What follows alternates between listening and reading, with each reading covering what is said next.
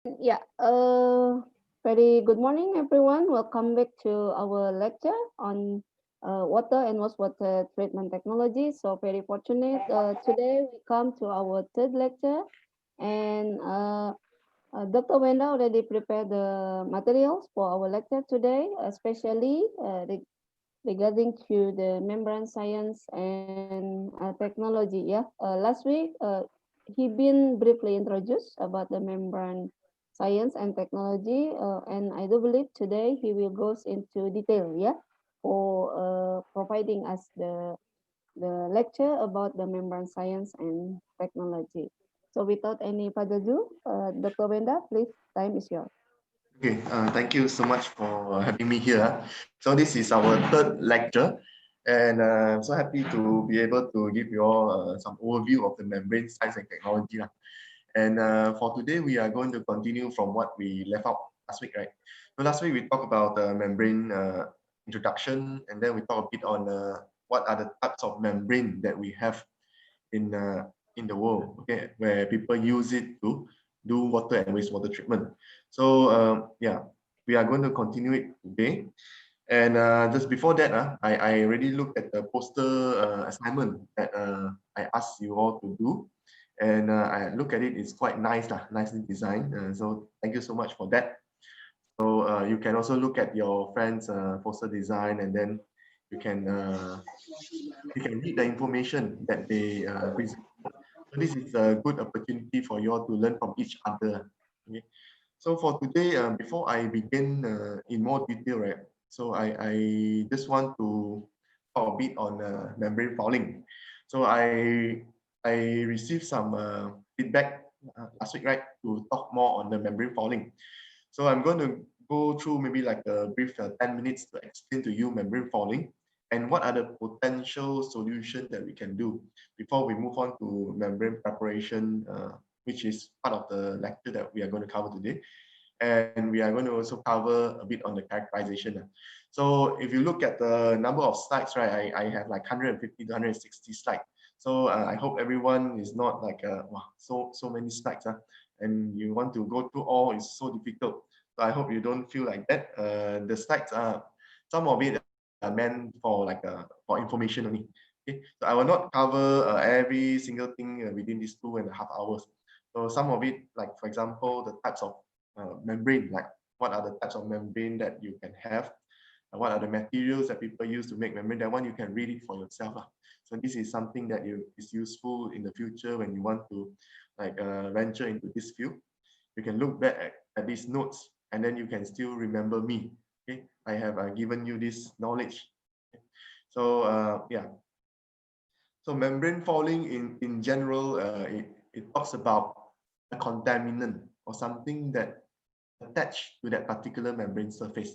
Okay, so when you have some foreign materials, it's it's it, it's like attached to the surface. It will block the pores, right, and it will prevent the membrane from functioning effectively. Okay, so if you want to use the membrane that has been fouled, you will see that it will have a very high transmembrane pressure. When you have high transmembrane pressure, that means you have a very high resistance. Okay? Then you will get very low flux, which means the membrane is not functioning like it is. Okay? So there are many reasons why a membrane can foul. Okay? For example, if you use it when the water contains a lot of salt, okay, that can precipitate on the surface of the membrane. Okay. Sometimes you have colloidal substances. Okay. When you have colloidal substances in your water, when you treat it with membrane, sometimes these colloidal substances can clog the pores. Okay. So we have other things like organic fouling.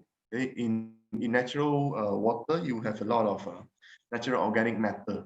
Okay, so in surface water, in groundwater less, but most of the time in surface water, right, you have a lot of organic matter that is classified as a not natural organic matter, or you probably will see this word a lot, NOM. People talk a lot of NOM. Okay? So all these they are very large molecules. Okay? They come from the nature. Some of the sources of natural organic matter, we don't know where they come from. Okay? So they exist everywhere in most of the surface water. So when you use a membrane to treat, sometimes this NOM can go into the membrane and clog the pores. Okay. Another one is biofouling. Here, biofouling, we talk about the formation of biofilm like bacteria. Bacteria, to some extent, they can attach to the surface of the membrane and then starts to build their home. Okay? And then when they build their home, and then they start to secrete a lot of enzyme and so on, it becomes something like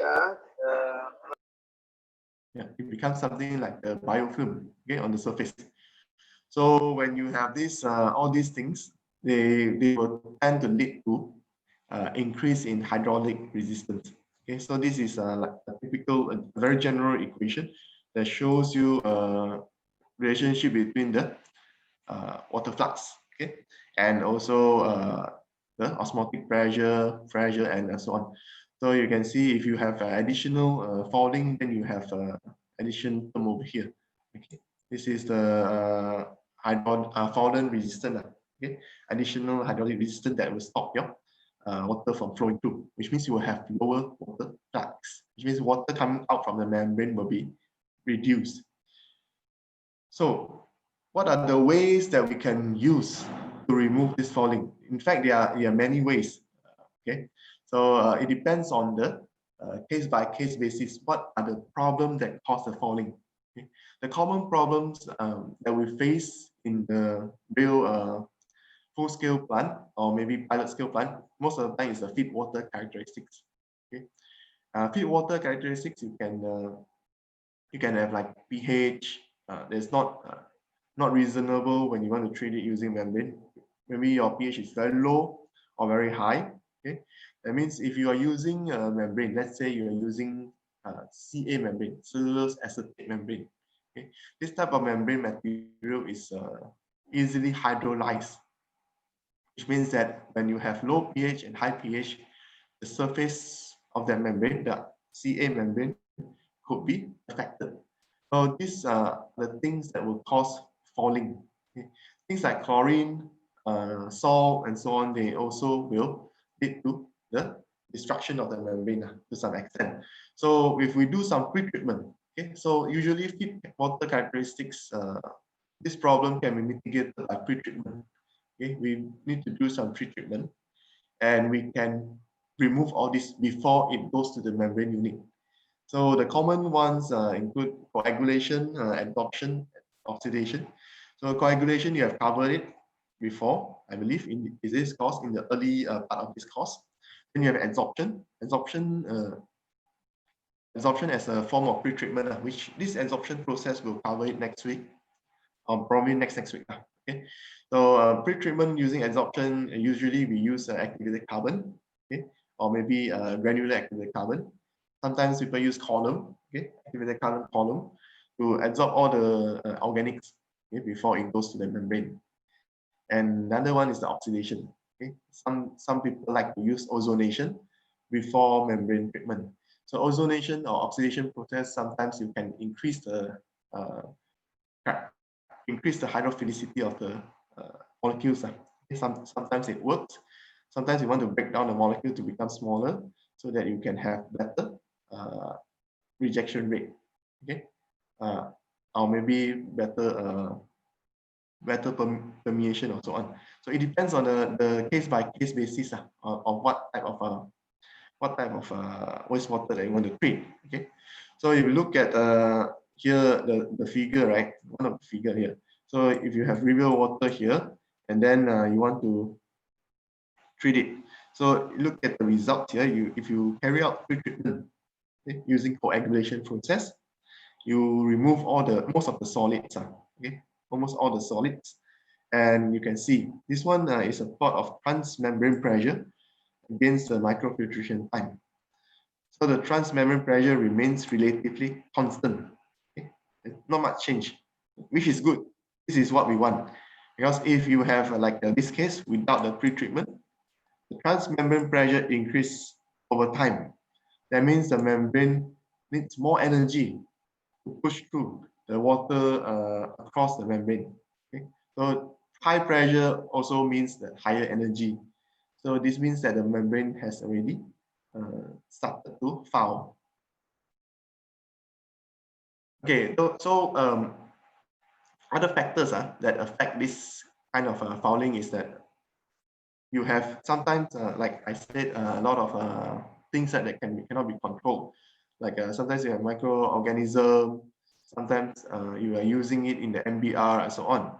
So some of the solution that you can look into is to design the membrane itself to improve the membrane properties. So what we know is that polymeric membrane, usually it is more susceptible to chlorine, okay? And also it has the propensity to foul compared to the ceramic membrane. Okay? And of course, ceramic membrane usually is the inorganic material. They uh, they have better stability compared to the polymeric membrane. But one of the reasons why polymeric membrane is very popular is because of the ease of preparing it. Okay? And if you have this kind of effect, falling effect, okay, and let's say you have a polymeric membrane, you have a falling effect. So how you want to make sure that this membrane has a lower tendency to fall? So one of the good approach is to modify the surface itself. Okay? You can modify the surface of that particular membrane using many chemicals and many methods. Okay? One of the key things that people do modification is to change the property of the membrane to become more hydrophilic. Okay? Sometimes people want additional properties or and so on. So that one it also depends on case by case basis. So if you look at here, the figure here without coating, you have a lot of fouling, right? So usually the foulant, this one usually is the, like I said, NOM, right? National Organic Matter. If you are treating river water, and usually this NOM, they are hydrophobic materials. So when you have hydrophobic materials and your surface of membrane is hydrophobic, then hydrophobic and hydrophobic tend to like to come together. Okay, they tend to like to stick together. So if we change this membrane surface to become hydrophilic, then all these hydrophobic foulant will not be able to attach to the surface. So this is one of the approach. And yeah, if you look at the membrane bioreactor, okay, there are many ways to design it to have anti-fouling properties. So here I show you this. This one I got it from one of the articles online. Okay, this one from the research article. So this summarize a lot of these ways to reduce fouling and what are the things that people look into. For example, if you want to look into anti-adhesion, right? Then some people use the TiO2 nanoparticles as one of their coating materials. So if you want to look at antimicrobial, some people use graphene, zinc oxide, some people use CNT and so on. Some people also use silver nanoparticles. Okay? But of course, when you want to look into reducing fouling using coating method, you have to look at the attachment of that particular things that you want to immobilize on that membrane. Example, if you want to look into immobilizing silver, okay, silver itself is one of the best antimicrobial nanoparticle. Okay, if you look at the Science Direct, you go to Science Direct, you search for articles, you can see 1,000 articles, maybe 2,000 talking about silver as one of the uh, good materials for antimicrobial activity. Okay, but of course, when you want to immobilize it in the membrane, let's say for application in membrane bioreactor, so you have to look at whether this silver is it attached very strongly to your membrane or not, because you know that when you have submerged membrane, okay, in MBR and you have a very rigorous bubbling, all this silver that you attach will leach out. So there are, of course, strategies to improve this kind of attachment. Okay, it depends on how you develop these materials, this membrane. Okay, so this one you can look into it if you are interested. Some people want to look into photo-induced oxidation method to design their nanoparticle immobilized membrane. For example, some people want to use TiO2 as a nanoparticle. They immobilize it on the membrane. So this kind of immobilization increase the hydrophilicity of the membrane and reduce the falling rate. But sometimes when you immobilize nanoparticle on the membrane, you can also have additional properties. Okay, for example, TiO2 itself is a photocatalyst, right?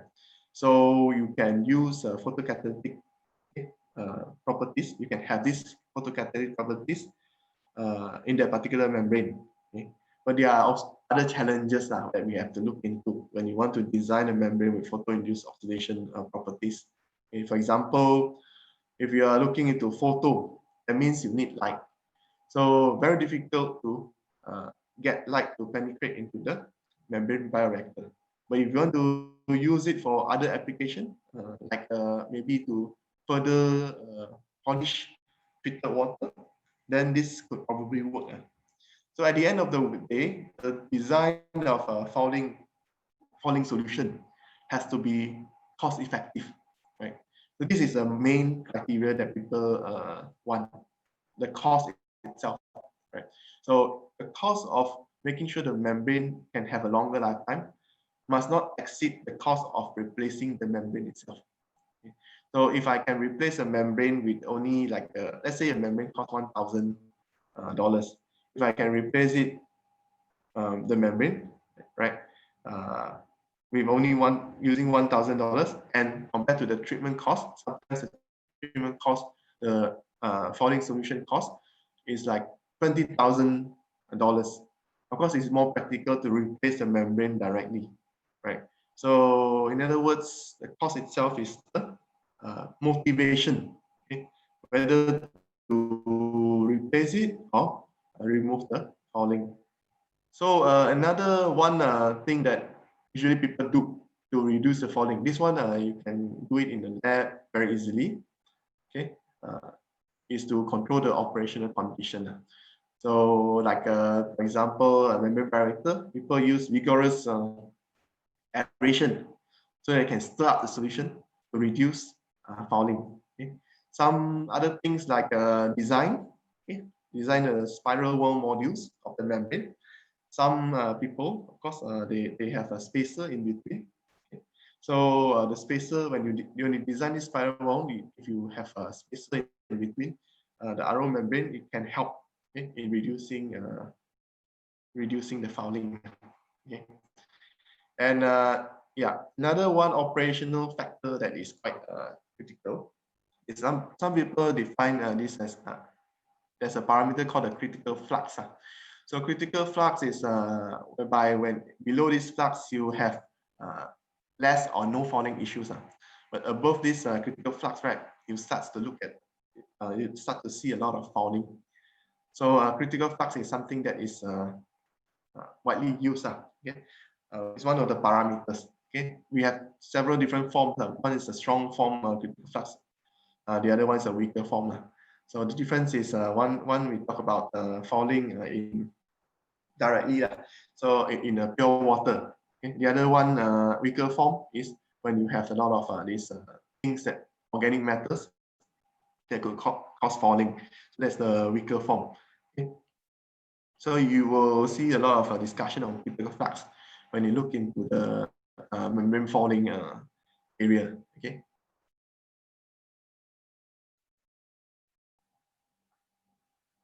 Okay. So now I just want to continue from what we have left out. So for this coming 2 hours, we are going to look into membrane preparation. As I said, membrane preparation, you have many ways to prepare a particular membrane. Okay? But not all membrane can be prepared by the same method. You can prepare using maybe sintering. Some membrane can be prepared using space inversion and so on. But not all can be prepared using the same method. Okay.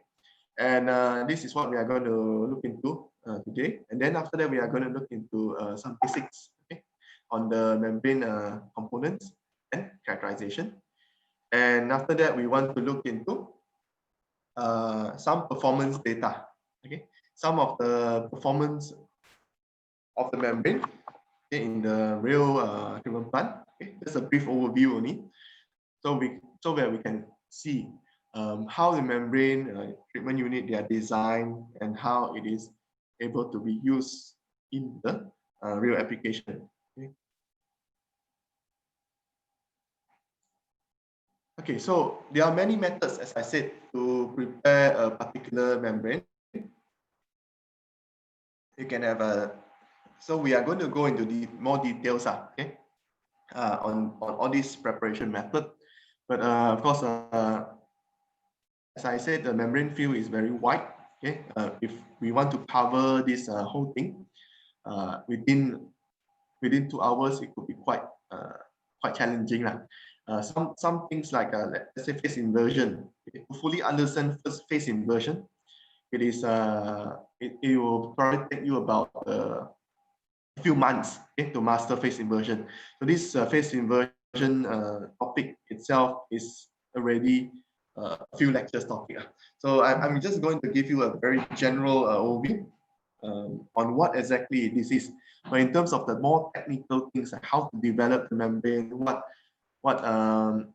things to add, that one I think will require further discussion. Okay? And if you're interested to know more, maybe we can arrange another class to talk about all this. Okay?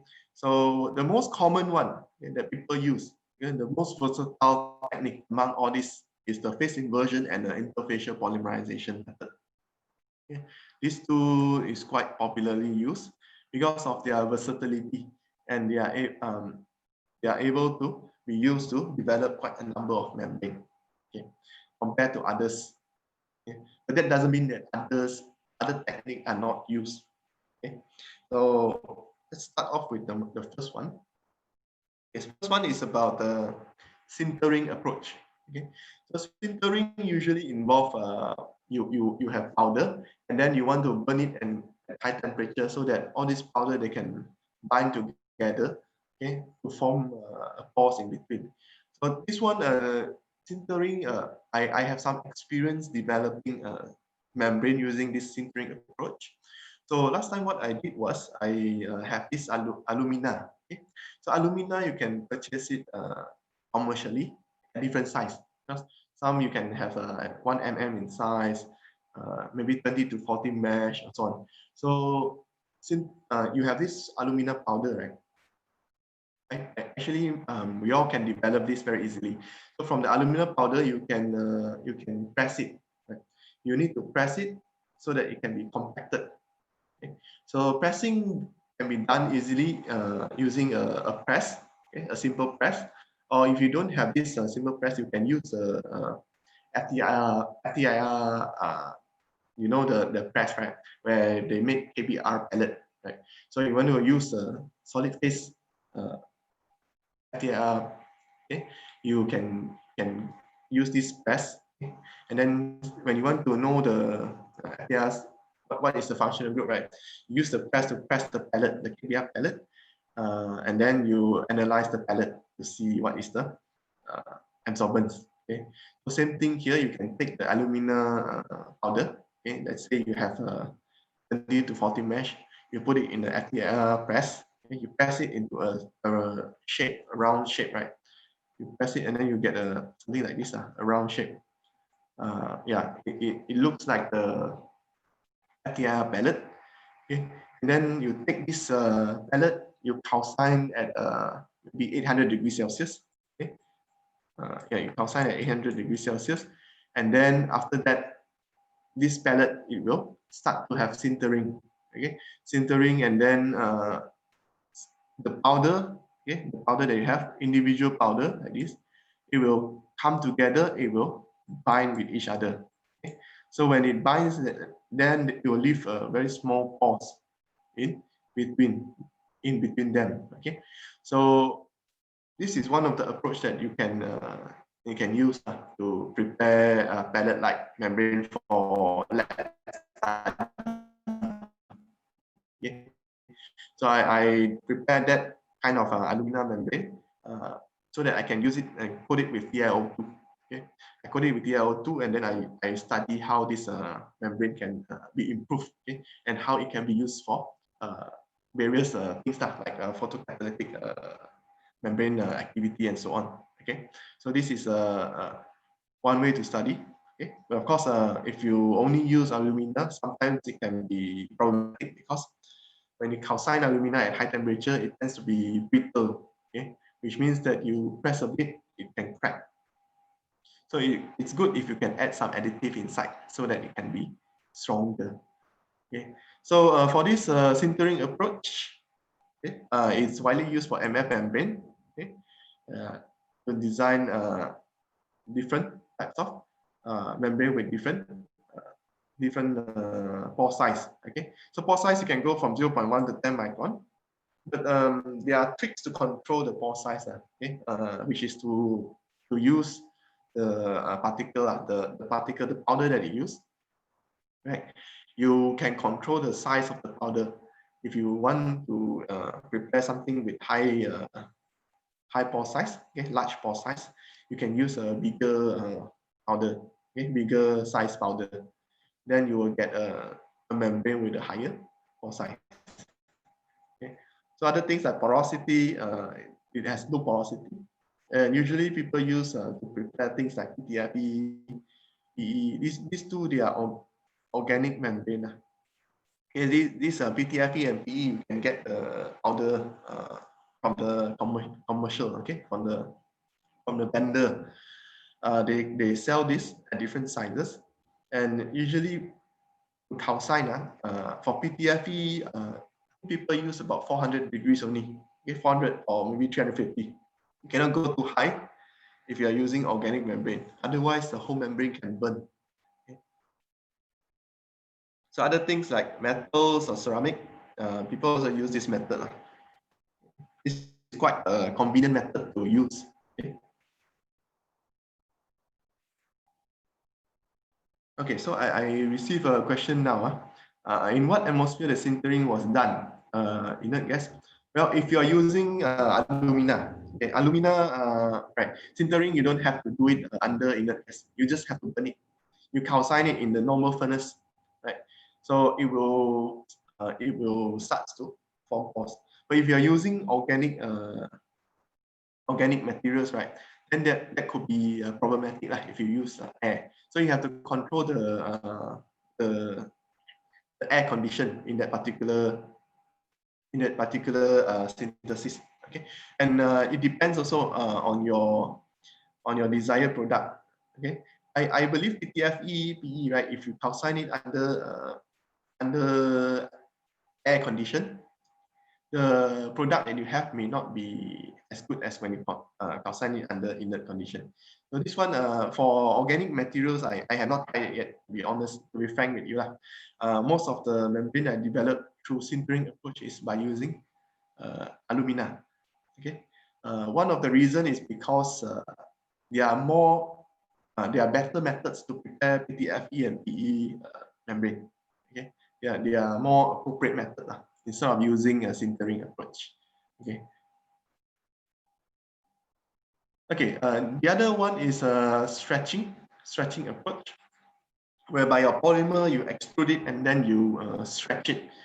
Okay. When you stretch the polymer, right, then you will start to form this stretch mark. All this you can see the SEM here. Okay. These are all the stretch mark. Okay. So the stretch mark, you can see all this. It's like if we are like it's like human body, right? If we are fat and suddenly we become thinner, then we start to see all this stretch mark. Right. This is the same approach. So we extrude it, and then after that we stretch it very long. Okay, we stretch it. Okay, and then you will start to see all these things start to form. Okay, so these are all the pores, all these black color leather-like slit.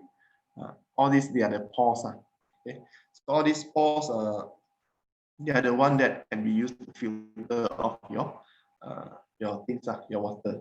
Okay, so this kind of approach you can see that people use for to design PTFE, PE, PP, okay, polyethylene, polypropylene, and sometimes ceramic, but ceramic not so, not a lot of people using stretching. It can work, but stretching, ceramic is sometimes it tends to be very hard. Depends on the type of ceramic that you're using.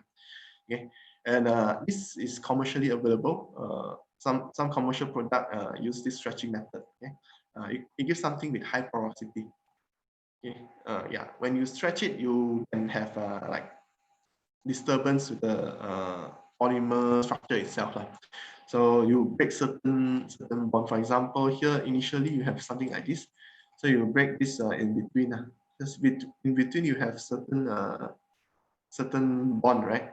So when you stretch it, then it will break it, and then it will leave a slit-like hole. Okay, all those stretch marks, which can be used as a filter. Okay, but the disadvantage is that it's not so homogeneous. If you look at the slides here, right? Yeah, you can see the pores. They are not as evenly even. Okay, so it depends on the degree of stretching that you are using. Okay, next approach that people look into is track etching. So this method is a relatively simple method. So you cast the polymer, right? You cast the polymer, and then you use this ionizing radiation. Okay, so this ionizing radiation will you shine it on the surface of the casting. Okay, and then it will start to damage some of the tracks. You can see here, like this part. You have radiation coming here, and then you start to have damage on certain area in the membrane. Okay, so all this damage part, right? You can use a strong alkaline solution to remove them, okay, to etch them. So you will put all this damaged membrane, okay, or membrane that has been exposed to the radiation into the strong alkaline solution, okay, inside, and then you can see that it will start to have pores, okay, that correspond to the damaged crack. And yeah, this kind of technique usually is suitable for polycarbonate, polyester, right? But not all the membrane can be used for can be prepared using this approach. Okay, and ceramic membrane probably not so. Okay, I see someone asking some questions. Okay, what kind of radiation is applied for this technique? So it depends. Okay, it depends on, there are many types of different radiation. Let me see whether I have or not. Okay, so some people use gamma ray. Some people use radiation. Okay, ionizing radiation means that you are using something that can ionize that particular membrane. Okay, so using this approach, you want to damage the membrane. So you have gamma ray, you have maybe some radioactive ions, okay, maybe bombarded with electrons, beta radiation, and so on, so that you can cause damage. The intention is to cause damage, okay. So if you use UV directly to do it, I don't think it will work. UV is not considered as high energy radiation. Okay, so anyway, this one is very limited range of polymer membrane that you can use.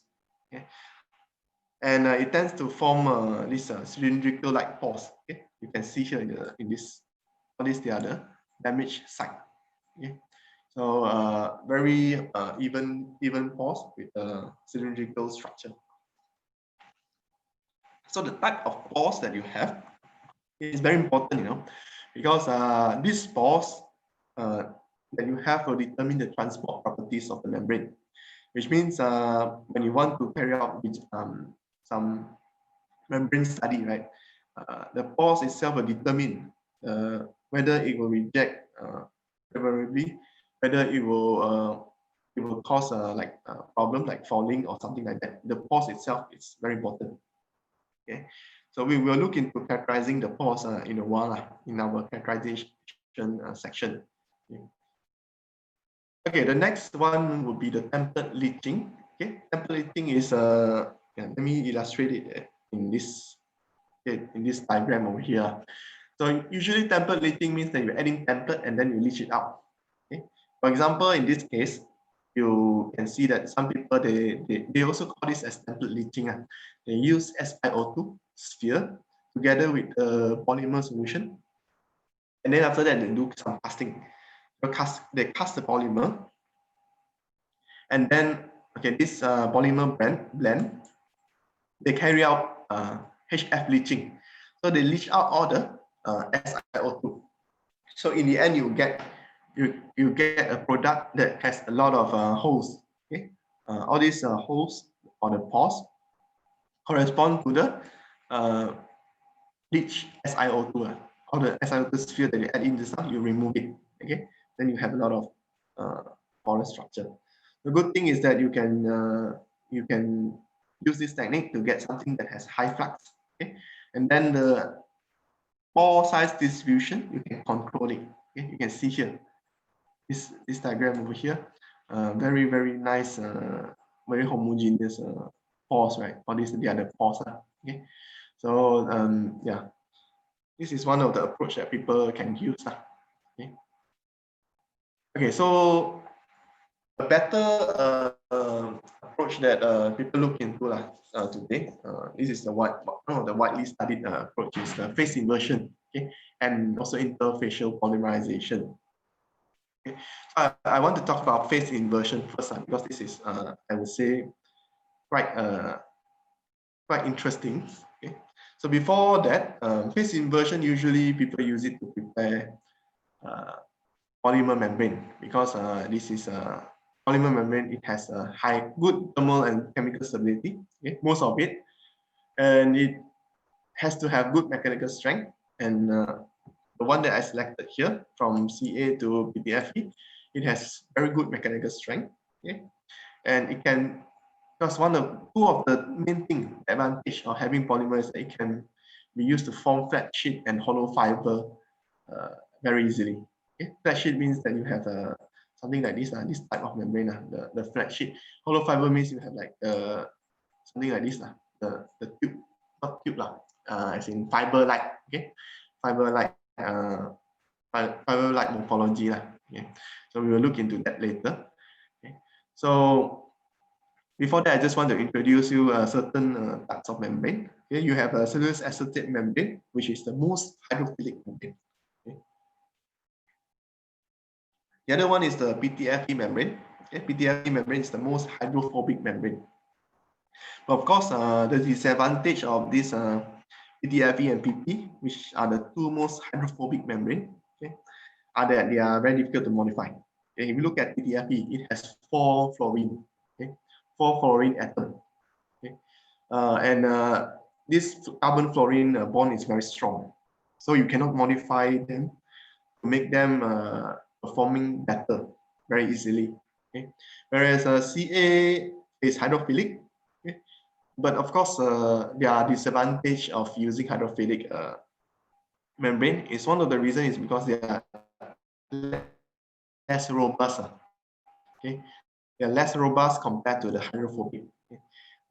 But hydrophilic, the advantage is you have better water flux. Okay? That's why people like to use hydrophilic membrane, but they don't want it to be less robust. They want it to be like stronger, okay, more robust. That's why they sometimes consider membrane in between all this membrane. Okay?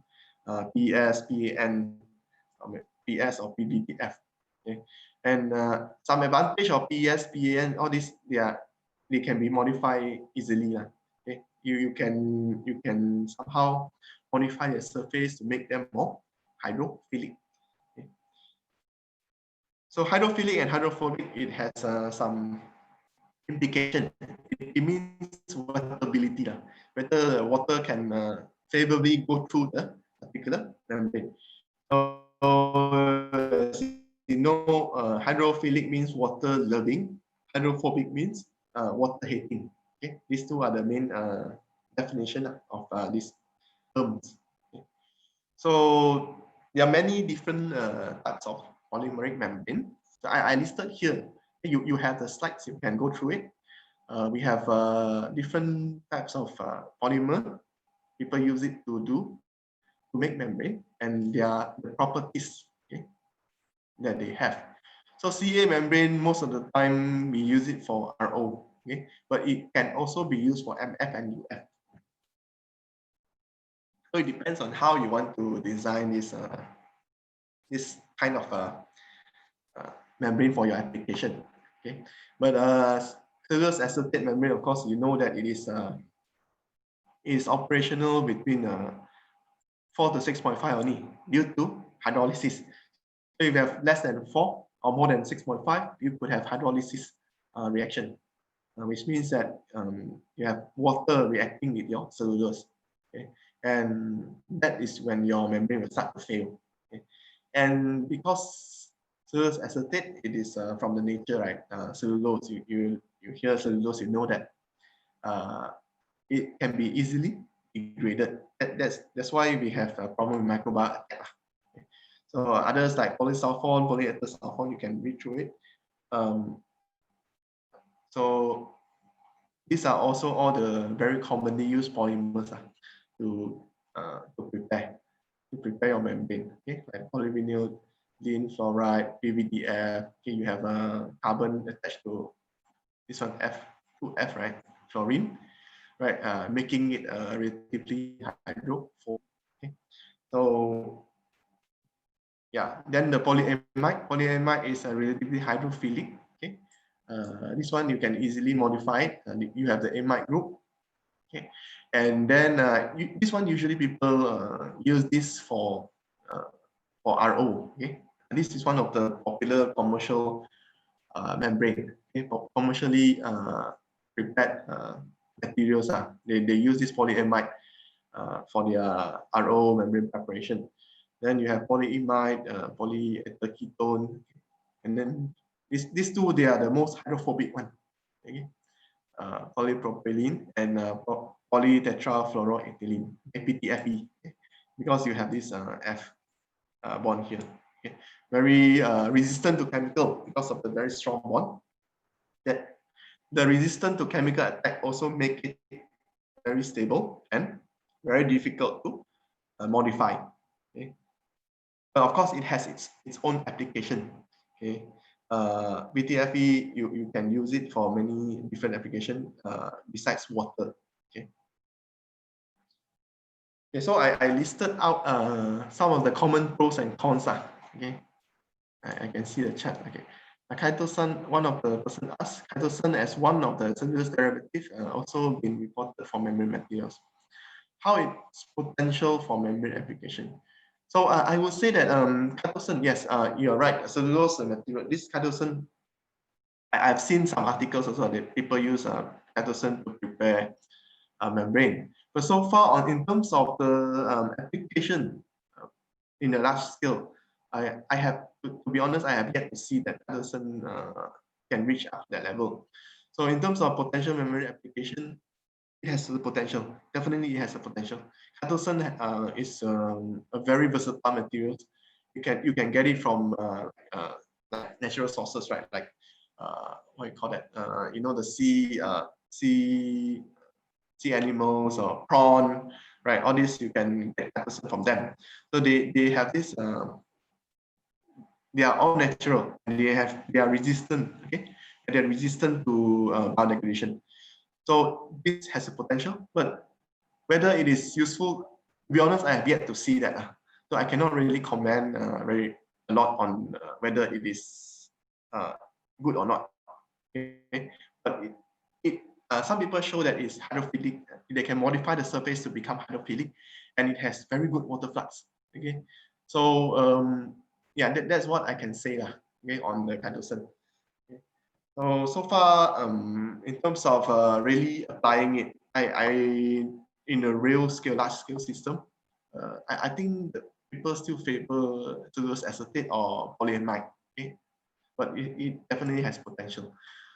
Okay, so polymer wise, in terms of the properties, right? These are all the very basic properties that you can see.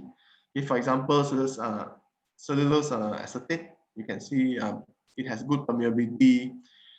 It is very likely to be hydrolyzed. Like I said, it depends on the pH that you have. Okay. The good thing is that it's chlorine tolerant, okay, and falling resistant. Being hydrophilic itself, it is falling resistant. Okay. And chlorine tolerant means that sometimes chlorine tend to react with organic materials. Okay, so chlorine itself, when it react with your polymer, your surface will be full of chlorine. Okay, that's not very desirable lah. Okay, so that's why sometimes when you want to carry out membrane treatment, you do disinfection after the membrane instead of the before the membrane. You know, disinfection, sometimes you can produce disinfection byproduct which needs to be filtered using membrane. So logically, of course, if this is the case, you want to do, you want to do disinfection before the membrane treatment, right? Because you want to remove all the disinfection byproduct. But because chlorine itself can damage the membrane, that's why people do disinfection after the membrane treatment. Okay. So other things like PS, PVDF, PS, PN, you can modify them. Okay, they are very versatile, and they are also quite resistant to biodegradation. Okay, so all these polymer, they are very strong. Okay, but of course, in terms of choosing which materials you want to use, again, it depends on the case by case. So which one is easier to prepare, which one is more cost effective, which one can reject your solute more effectively. It depends on what kind of solute that you have in the system. Okay. So another one, the more hydrophobic one is the PP. Okay. PP is very limited capability, okay, and likely to be oxidized. So PP is hydrophobic. Okay. So it's relatively hydrophobic as well. Okay. So that's why sometimes hydrophobic materials, they are very resistant. So that's why it's very hard to modify them. Okay, so let's get back on to phase inversion. So phase inversion, generally we have the process of making this polymer solution. You prepare a polymer solution, and then you invert it into a macromolecular network or gel through maybe a temperature-induced process, or sometimes people use diffusion-induced process. Okay, that means you're using certain process. Most of the times it's using thermodynamic principle. Okay, you want to do some mixing, demixing process, so you want to produce a solid from this kind of inversion, okay, process. And this is the most basic way that I can explain in terms of phase inversion. Okay, and for this phase inversion to really work, it's not that simple. You have to consider a lot of factors. Okay, you have to know thermodynamics of it. Okay, in other words, you have to know what is the Gibbs free energy of mixing and demixing. You have to see whether is it feasible for this kind of demixing to occur, or is it feasible for, in other words, is it feasible for this polymer solution to form the network at the condition that I impose. Okay. So all this you can look into it through a phase diagram. So a phase diagram will be able to make you understand further on whether your particular polymer solution can be inverted to become a macromolecular network of gel. So phase inversion, the name itself sounds simple, but it's actually a complicated process. Okay. Besides the thermodynamic consideration, you also need to look into the kinetics. Okay, for example, you have a polymer solution. You want to put it in the non-solvent, right, or a coagulation bath, right? So you have to look into whether this polymer, whether the non-solvent can diffuse easily into the polymer. All this you have to consider, because the kinetic part, sometimes you can use it to control the finger. You know, sometimes when you have this membrane, right, sometimes it tends to form this finger-like voids. Okay, so all this it has to do with the diffusion. Okay, when you look at the membrane SEM, all this, right, definitely you will see all this finger-like micro void formation. Okay, so all those voids, they depends on the how you control it, okay, and whether you add in some additive into it, okay, and it has to do with the diffusion, okay, diffusion process. Okay. So this is just to tell you that it's not so simple, okay, for the phase inversion to happen. Yeah. So in terms of whether how you can control this singular formation, of course, if you are interested, we can have another class to talk about this. But today we will just go through this briefly. So it depends whether there's a request to look into this further. Okay. Okay. So other things that affect phase inversion is the process and other factors with which we will look into the factors in a while. Okay. So for phase inversion to happen, okay, the two common things that people use is using thermal approach, okay, to carry out the phase inversion. So we call it as thermally induced phase separation, okay, or TIPS. The other one is the diffusion induced phase separation, okay, or the short form DIPS. Okay. So I have two phase diagram here. One is the phase diagram for the DIPS process, this one. The other one is the DIPS process, okay, for the diffusion induced process. So let's look at briefly how we can actually integrate this very quickly on the DIPS first. Okay, so you can prepare liquid phase, okay, polymer blend. Okay, so in the lab you can prepare polymer blend A over here, and then you have it at high temperature, around maybe let's say this TA, okay, and then you cool it down, okay, through the this one. You can see this line, right? When you cool this down, okay, and then it goes below the critical point, binodal curve, and then sphenoidal curve, and then up to a particular point here. Okay, so when you cool it down, it enters into an unstable phase, and which eventually will start to have a liquid solid demixing, whereby you will have a three-dimensional network like this, something like this. Okay, so this process, when you want to design a particular membrane, you have to make sure that you're cooling it at this composition, this A composition, or maybe you want to do it in here or here, any place. The important thing is that when you cool it, it has to go into the blue zone. Okay, and then when it goes to the blue zone, then eventually it can form a three-dimensional network of polymer. Okay, that is the membrane. So to control the pore size and how it can perform as a membrane effectively, you have to look at your blend, the polymer blend. Okay, you have to look at the composition itself. Okay, whether you want to do it here. Okay, each point here will have different implication. Okay? In terms of the pore size and so on. Okay? But of course, you cannot do it other than region M here, the unstable region. If you do it here, you have this composition. If you pull it off, right, you will get something else. This is a polymer-rich phase, okay, and which means you will have probably a lot of particles. The other one, you have a lot of solvent, okay, which is here, solvent-rich phase. If your composition is not correct, you will not get what you want. The other one is the diffusion-induced phase separation. Okay, this one, okay, whereby you have to have three things. One is the solvent, one is the polymer, and the other one is the non-solvent. Okay, this is a three-component phase diagram. Okay. So I trust that most of the students here have already gone through the phase diagram course. So you probably should be able to read this phase diagram easily, because I believe this is one of the basic things that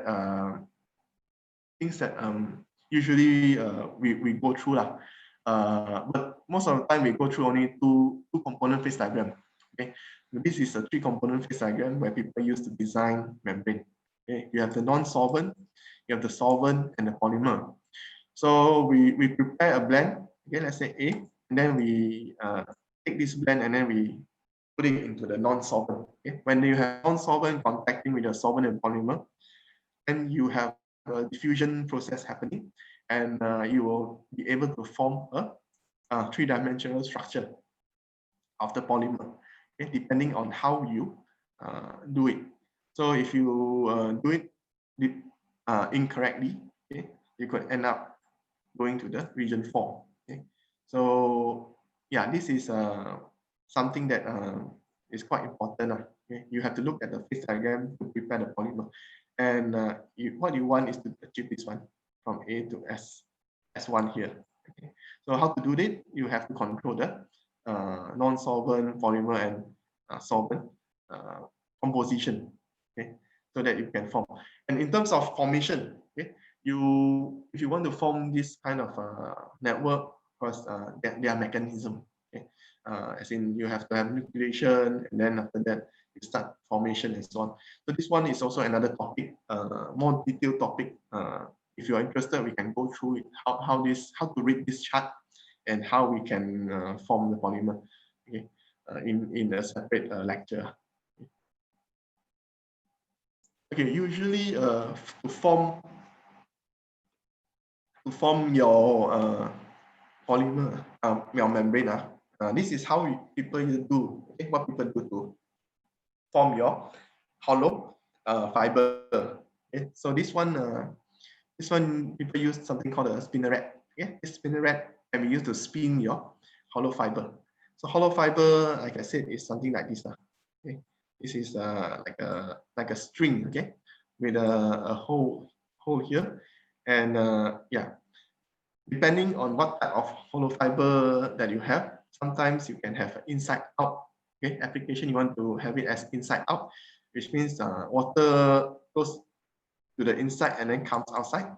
Okay, this is what we call the inside out configuration. The other one is the outside in, from the outside goes into the inside. Okay, so it depends on application also. So there are such things, outside in and inside out. Okay. So for this kind of spinneret to work, what you have is that you have to have several things, the ball fluid. So this ball fluid, sometimes we call it as the coagulation fluid. So this one, it goes to the middle. Okay. It goes to the middle here. Okay. And then you have the dope. This dope is your polymer blend, okay, your polymer solution. So your dope here, you have the dope inside. Okay, you put in the dope, and then you have the ball fluid in the middle. Okay, ball fluid composition and the non-solvent composition. This is a non-solvent. Okay, or some people call it as coagulation bath. Sometimes they have to match with each other. Okay, so you have this flowing here in the middle, while you have this your polymer solution coming from the side. So eventually, they will form this thing, a round shape with a void in between. Okay. And then, yeah, you can see here a lot of this finger-like structure. Okay. So all these, the size of the finger can be controlled through various parameters. So you want to use, let's say, additive or something. Maybe you control the polymer blend or something like that. You can achieve maybe small finger or long finger. Okay, depends. Okay? It has implication in terms of the performance. Okay, okay, so the parameters for you to have a good uh, a good hollow fiber is shown here. So many things. You have the dope, whereby you have to know the formula. You have to know the ratio, temperature, and so on. Okay?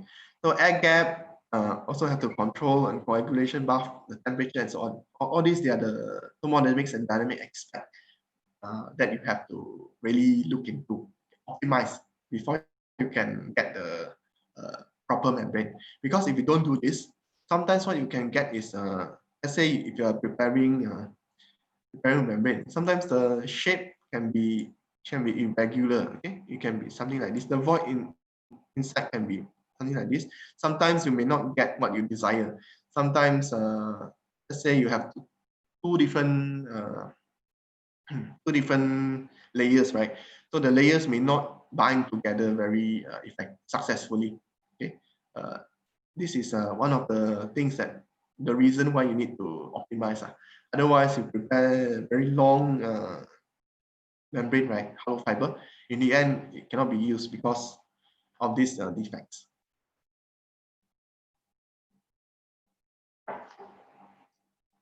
Okay, if you want to look into preparing it, okay, preparing this membrane, using, you want to prepare inorganic membrane using this hollow fiber technique.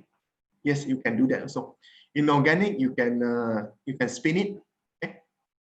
You can mix the dope with some powder, and you can carry out distillation. Okay? But of course, the thing is that, yeah, this is a synchronia membrane, hollow fiber. Thing is that after you have prepared this, right, you have to have another additional step, which is the sintering step. Okay? You have to sinter it so that you can have this inorganic part, right, form crystalline structure. Okay, usually inorganic part you need to have high temperature so that it can be crystalline. Okay, and it can bind together. So this is some of the things that you can do to prepare inorganic membrane. But until now, if you look at the inorganic membrane, right, I don't think people prepare inorganic RO membrane yet. Most of the time, it's just organic RO membrane, okay, like polymeric. Okay. Inorganic RO membrane is relatively rare. Most of the time for inorganic membrane, it's limited to maybe MF, UF, or NF only. Okay, for inorganic, then look at the structure is very different uh, compared to your organic membrane. Okay. So sintering also needs, like I said, depending on the application, sintering, you need high temperature, and then you are actually binding the things together. Okay. So that's on the phase inversion. So phase inversion in general is that you are making the, like I said, you're making the polymer solution becoming the three-dimensional network to certain processes that are induced by maybe either temperature or maybe either diffusion process. Okay, so for this one, the next one I want to talk about is interfacial polymerization. So generally, this interfacial polymerization means that you have the membrane ready. Okay, you want to from the surface of the membrane, you want to do some polymerization directly. Okay, through the uh, through the addition of maybe reactive monomers. Okay, so this is an approach that can be used to prepare things like polyamide membrane. Okay, so yeah, this is usually how people do okay, to prepare the membrane. Usually we have a porous support. Okay, porous support, it can be any MF membrane. Okay, MF membrane can be used as a support for RO membrane. So next thing is that you need to protect the pores, okay, of your porous support. Okay. And then you add in reactant A and reactant B. Let's say for this case, maybe this is your A, this is your B. And then you carry out polymerization, and in the end, you will get composite membrane. Okay. Composite membrane usually means a membrane with two different components. Okay. One, you have the RO part here, and then one component you have the support. Some you have three components. Okay. Very rarely you see four components. Okay. So you can prepare easily yeah. Through this two components, you can prepare easily using this approach. After you have all this layer form, okay, then you can remove all those things that block the pores, okay, easily, depending on the technique that you use. Okay. If you are using ceramic membrane as your support, okay, of course you can, or maybe you're using your polymeric membrane as a support. Okay, if you block the pores with something, then something, usually you can also block the pores with something that can be dissolved by certain chemicals, but will not affect your overall membrane. Okay, so if you block a pore with something that can be dissolved by organic organic phase or certain chemicals, then you can easily remove them from the pores. Okay? So there are many ways to do this. So it's very very versatile. Okay. And for interfacial polymerization to work, there are many things that have to be controlled. Okay. So again, this is also this should be like a few weeks lecture on how we can do interfacial polymerization and so on. Yeah, and this is because there are many factors that affect this. Okay, interfacial polymerization. For example, what type of monomers you want to add on it. Okay, is it PEI, BIP, or all these they will take into consideration. Okay, and they will affect your so-called rejection. Okay, whether your membrane can reject a certain thing or not, or maybe it has resistance to chlorine. It depends on the monomer choice and so on. Okay, and what type of membrane you use is also another parameter. Then pH in the solution, reaction time, molecular weight, and whether you add in any additive. Okay. Because all these parameters, they also will determine the thickness of your layer. Okay, which means your rejection layer, right? Let's say you have a RO membrane. Okay, so this layer here, this is the monomer. Okay, this is the layer where you carry out your interfacial polymerization. So the thickness itself will depends on the parameters that you use. If you are using very highly concentrated monomers, or maybe you have a prolonged reaction time, or very high molecular weight, okay, with a reaction time that is very long. Sometimes you can have very thick layer of monomers.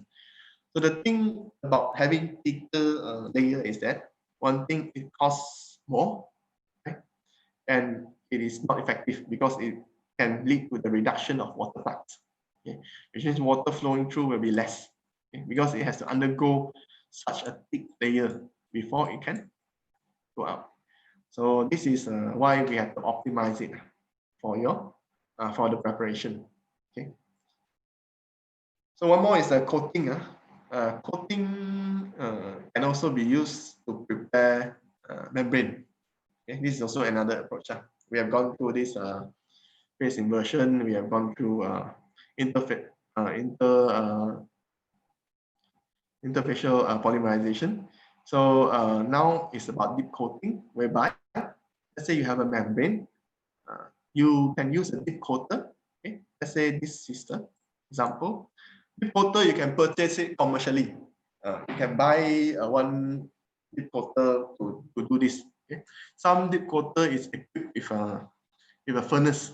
Okay, so they can coat and then burn directly and so on. Depends on application also. So I have like I said just now, I have worked with preparing a ceramic membrane, and I coat it with PiO2. Okay, so what we did was we have a deep coater whereby we can use it to coat that particular membrane. So what we need to do is prepare a solution, or maybe a sol gel, using a sol gel method. You know PiO2, right? PiO2, there are people preparing it using sol gel method. So you can actually prepare this sol gel, okay? And then this is like a gel-like solution, okay? So you take your membrane, let's say you have a membrane, you dip it into the sol, this gel, okay? The sol gel, and then you take it out. Then your surface of your membrane will have this kind of layer, right? You will have a layer, okay? The membrane will have a layer. Let's say this is your membrane. Of course, the first step is always to protect the pores first. You can, let's say you have ceramic membrane, right? You protect the pores using certain chemicals. You block all the pores first using organic chemicals. Okay. Once you block it, then you coat it with this method, deep coating. Then you have a layer, okay, a layer of your sol gel on the surface of your membrane. Okay, so from here you can burn it. You can calcine. You calcine using a furnace. Then you will burn away all the organic things that you used to to block your pores, and you can also, on the other hand, burn away the soil gel and initiate the formation of TiO2 on the surface. Okay, so this is one of the approach where I use. Okay, and of course sometimes when you want to do coating, you don't you don't only coat it with one layer. Sometimes you need more than one layer, maybe 3 layers, 5 layers, right? You can do it easily with a deep coater. Deep coating, one good thing is that it provides a homogeneous layer. Okay? Of course, if you don't have a deep coater, you can always design one. Okay, very easily design one and use it to coat. Okay? Maybe you can use a hand, slowly coat it on the membrane. Okay? And for deep coating, for membrane application, usually they use it for gas separation and evaporation. Okay? So this is a application where we can see. Okay, for this one, I just want to bring to your attention. Sometimes some people may want to ask why we want to prepare more than one layer, right? Sometimes a membrane you can prepare directly without having to form 2 layers. So as I said before, the important thing is the cost. Okay? Cost itself is the one that motivates everything. Okay? So if you have a membrane, the high performance polymer that costs a lot, right? Of course, we will not want to prepare a single layer. We prefer to do something like this. Okay? If you do this 2 layer, you only need to spend 10% of the cost of preparing this single layer membrane. So you can calculate yourself as I calculated here. 90.7% of materials cost reduction can be saved. Okay? So if your outer layer is expensive, okay, you don't need a lot. You only need a small thin layer because thin layer itself is already enough to reject everything. Okay? In fact, if you have larger layer like this, it's even more difficult to operate because you could have lower flux. Okay? And to prepare this dual layer formation, you have to change a bit in terms of your spinneret. Okay? This one, the one that you use to spin your hollow fiber. Okay, to change it, very simple. You have to have this. There's something here. This part. This is the one. Okay, this thing here can be used to be tuned so that you can have more things. More dope. Okay, dope A and dope B. Right. So dope A and dope B is your polymer blend for different layers. So you can see this side. Okay, this one. Okay, you have one dope for the outer layer, and then you have the inner layer, another dope. Okay? So when they come together, you have the ball fluid, the coagulation fluid in the middle. They come together, you will form this. This is a 2-layer membrane. If you want 3-layer, you can do that also. If you want it to be 4-layer, very rare we have 4-layer because it's not necessary. Okay, so here you can see, yeah, if you don't control it properly, okay, if your diffusion rate is too high, okay, then you will get something like delamination. Okay, you have a void in between the layers here. Okay, if you have maybe like a improper improper doping, or maybe your formula is not correct or something like that, right? Then you would have this irregularity. Okay, so irregularity can happen also. Okay? Then yeah, you can control it so that the macro voids or the finger-like structure, they are small or big, okay, depending on your application. Okay, so let's say you have a membrane. Okay, you have a membrane ready and you want to look into modifying it so that you can have certain properties, like your membrane, timing membrane. You want to make sure that it has modified surface so that it can be more hydrophilic. Because most of the time we want to modify a membrane is because we want to make it more hydrophilic. So we can do several things, okay? Like surfactant, we can add surfactant on it, okay? So that you can make it into hydrophilic surface. Okay? But of course, the problem is you can see here water contamination due to leaching. Okay, and then you can have coating, like coating with TiO2 or coating with anything. Okay, and you can have grafting or plasma modification. So these two, they're almost the same because they involve chemical. Okay, we are grafting something on the surface, like a formation of an additional layer. Okay, maybe you use monomer or so on. Okay, and of course, the intention of surface modification is to make sure the membrane has a longer lifetime. Okay, and important thing is that when you want to do some coating, grafting, or so on, it's the stability of the surface itself. Okay, you want to have covalent bond. Okay? You don't want to have weak attachment, because when you have weak attachment and you are using it for vigorous water, then you will probably have a lot of leaching. Okay, and leaching will cause more problem instead of solving your intended uh, issue. Okay, so example. Okay. Example is to enhance wettability or improve the hydrophilicity. So if you look at UF membrane, as I said, you have this PP, PS, or PES. Okay? They are relatively hydrophobic because of their structure. They look at the chemical structure itself, polymer backbone itself. It can tell you that it's relatively hydrophobic. Okay, it's not at the extreme one, but it's still hydrophobic. Hydrophobic things tend to be sticking with hydrophobic uh, materials like pollen, like bacteria, protein. All these, they are hydrophobic. Okay, so hydrophilic things, they attract each other. You know, hydrophilic, they also attract each other. So if you modify the UF membrane to become more hydrophilic, then it will reduce the fouling. So this is at least you can see here, fouling very excessively. So if you can use things like hydrophilic monomers, okay, like this HEMA, MA, or maybe this thing, you can graph it, okay, or maybe you can do some treatment to the surface of your membrane so that they are more hydrophilic. So there are various ways. Okay, for example, electrophoresis UV grafting.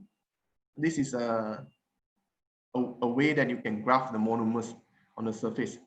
Okay, so when you graph it, then you will get the more homogeneous surface.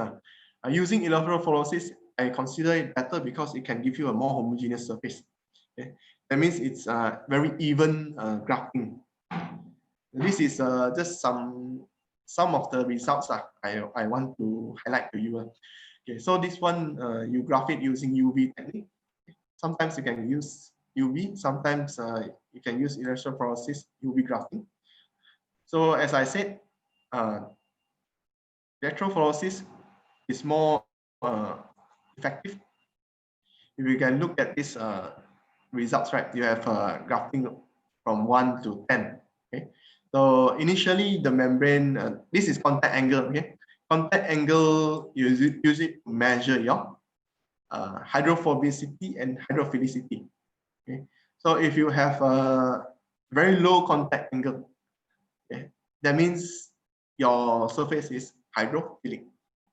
So you have this membrane, okay, 76.6, which is quite high, which means it is hydrophobic. And if you use this HEMA, okay, this is a monomer, this is a hydrophilic monomer. Yeah, UV grafting, you can see you reduce the contact angle. Okay, but of course, if you use electrophoresis, you also get the same result. You also reduce it, but the standard deviation, okay, this is standard deviation. UV grafting is 11.05, huge standard deviation compared to electrophoresis, which is only 2.51. So what does it mean? So it means that you will have a better coating, okay, more homogeneous and uniform coating when you apply electrophoresis UV graphene, okay, instead of using only UV graphene. So you can see the difference before and after here, right here. Unmodified, all these they are your foulen. Okay, you can see very rough, right? All these they are very rough. Whereas after you modify it, fouling becomes less. Okay? The surface is very smooth. Okay? So it works. So this is for NOM filtration, natural organic matter. Okay. Okay, so I think I spent quite some time on this preparation, membrane preparation. So far, any question on the membrane preparation? So any issues that you all think you want to bring up, so that I can answer a bit. Anyone? If not, I will proceed. You can type up your question. So I have the chat box up so that I can look at it, and while I am at that topic, right, I can just answer you directly. So I scared later I miss out some of the questions. So I will try to my best to answer all. Okay.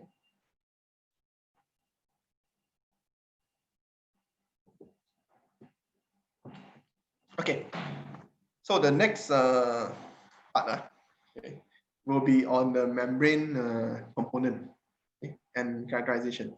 So I hope that you all are not mentally tired yet, because we have gone through 1.5 hours, and I did not give you a break. So I hope it's still okay, because it's recorded, right? So if it's recorded, then it's easy for you to go back and go through it again.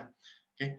So yeah, the next part is on membrane component and characterization, and we want to look at what are the components in that particular membrane.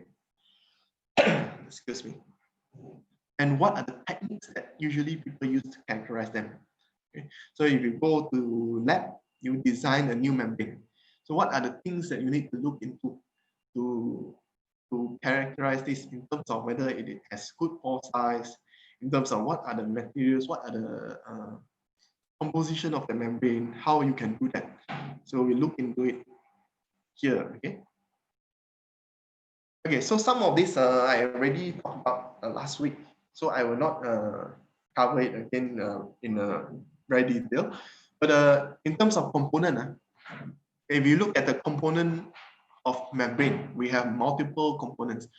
You start off with membrane, right? Membrane design, and then you go to the module. You have the membrane, then you go to the module system. So how is the system that you want to design it? Whether it's an array system with a lot of different maybe laddering module or stages module or so. You want to have a stage operation or so on. So all this you can look into how you can make it more effective in terms of recovering the water. Okay. So the components are very important in terms of real life application, full scale application. And there are many things that you have to look into. For example, whether you want to have a porous or dense membrane. Okay. You want to have one configuration, for example, flat sheet, spiral bone, tubular, hollow fiber. Okay. The module itself will determine whether you want to get it, how you want to get it done. Okay. What are the pumps that you need? What are the equipment that you need? And finally, in terms of design operation application, you look into whether you want to operate it under continuous, crossflow, or any means. Okay, so these are the main components before you can bring it up to full scale application. This is just to show you lah.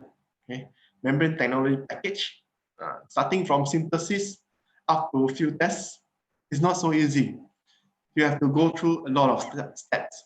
Okay, so let's say today I synthesize a membrane, I develop a membrane, and what can I do with it? Okay, so it's not that I can directly take it and then use it for field tests. It has to undergo certain steps from synthesis it goes to materials characterization, which we'll cover it in this topic. Okay, so once you characterize it, you have to test it, and in the end, after everything is okay, only you can use it for the field testing. So membrane itself is a transdisciplinary field, okay, which means that it is not only limited to chemistry, engineering, and so on. It is everywhere. Okay, it involves chemical engineering, it involves chemistry, biology, physics, and so on. Okay. Okay, this one I already talked about. This is just to let you know that how we classify the membrane. Okay, so very briefly, we have polymer membrane and ceramic membrane, as you already know. Okay, and yeah, last week I believe yeah, I have a question on what are the difference between organic and inorganic membrane.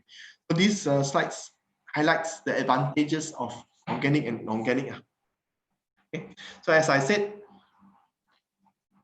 organic membrane, they are very useful, mainly because of several factors. One is cheap. Second is the versatility. They can be made easily compared to the inorganic membrane. These two factors are the one that drive organic membrane to be widely applied. Okay, but the most important one is the cost. Okay, cost itself is everything. Okay, cost is everything. Whatever you want to do is always about money. Okay, you want to develop a system, okay, talk about whether it's expensive or not. You want to do this research, it's also about cost, whether it's worth doing or not. In fact, we can do everything. Okay, we can design the inorganic membrane to be what we want. Okay, because nowadays our technology is that advanced. We can do it. Just that whether it's feasible or not, you have to look at the cost. Okay.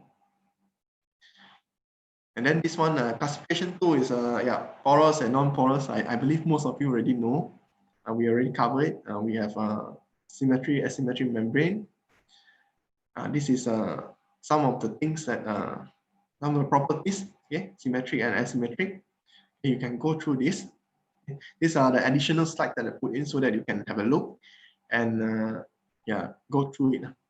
Okay, this one we already gone through. Another classification is in terms of pore size. Okay.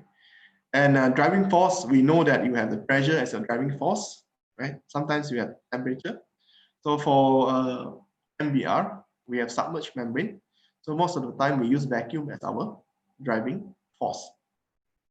And the pressure itself, yeah, this is one of the most used driving force. This is used for water and wastewater treatment.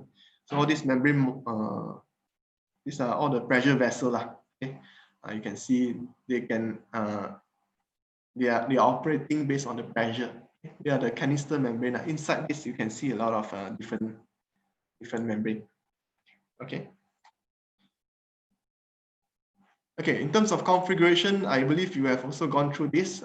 You have the flat sheet, okay, flat sheet membrane. You have the tubular membrane, okay, and the other one is the hollow fiber membrane. Okay, this is how it looks like. Okay, a lot of this needle-like. Okay, these are all the hollow fiber in a unit. Okay. So mostly used of course in MF and UF, and some people use yeah, used for many application. Okay, another one is cross flow. Okay, cross flow and dead end filtration, advantages and disadvantages. So most of the time, if you are dealing with the so-called RO, okay, RO membrane, UF membrane, we use cross flow filtration instead of dead end. Okay. Dead end usually MF at most MF membrane use dead end filtration, but it's also not so good because when you are pushing the feed, okay, you will have a layer of so-called something called a fallen, or sometimes we call it as cake layer formation. So this one, this layer itself is will restrict your permeate from going through, okay, your water from going through, and sometimes for dead end filtration, you have an issue called concentration polymerization, which will reduce your water flux. So this is the disadvantage of dead end filtration. Okay, so usually we operate based on cross flow. Okay, and the end usually you have more falling. Okay, yeah. So just to go through this quickly, this is the in the pressurized vessel. This is what's happening. And you have the cross flow configuration. Okay, and yeah, this equation just to show you. This is J stands for the flux. Flux is the water out uh, from the membrane. Okay, and then it's a function of pressure. Okay, and differential pressure. Okay, for seawater desalination, you need very high pressure. And all these they are limited by several things. Okay, one is the membrane resistance. Okay, one is the concentration polarization resistance. Okay, the other one is the Foulant resistance. So these two factors they are very important in determining the water flux of the membrane. Okay. So as I said, we have inside out and outside in membrane depending on application. Okay. And some of the important properties of membrane are as follow. You have to know all this lah. Porosity, hydrophilicity, surface charge, chemical and physical compatibility, and so on. So these are the additional slides that I give you all, so that you can have a look. If you want to know what is porosity and how it impacts, you look at the impact here. Okay. Good porosity, okay, you will have a good flux. Okay. But of course, you will ask what is good and what is bad, right? So it's very subjective, okay, depending on the application also. So depending, let's say you want to have a good separation, of course. Let's say you want to have a good separation of a particular molecule with a 300 K delta, then you have to have the pore size smaller than 300 K delta. Okay. So how you characterize, you have different ways like bubble point, molecular weight, cutoff point, and so on. Okay.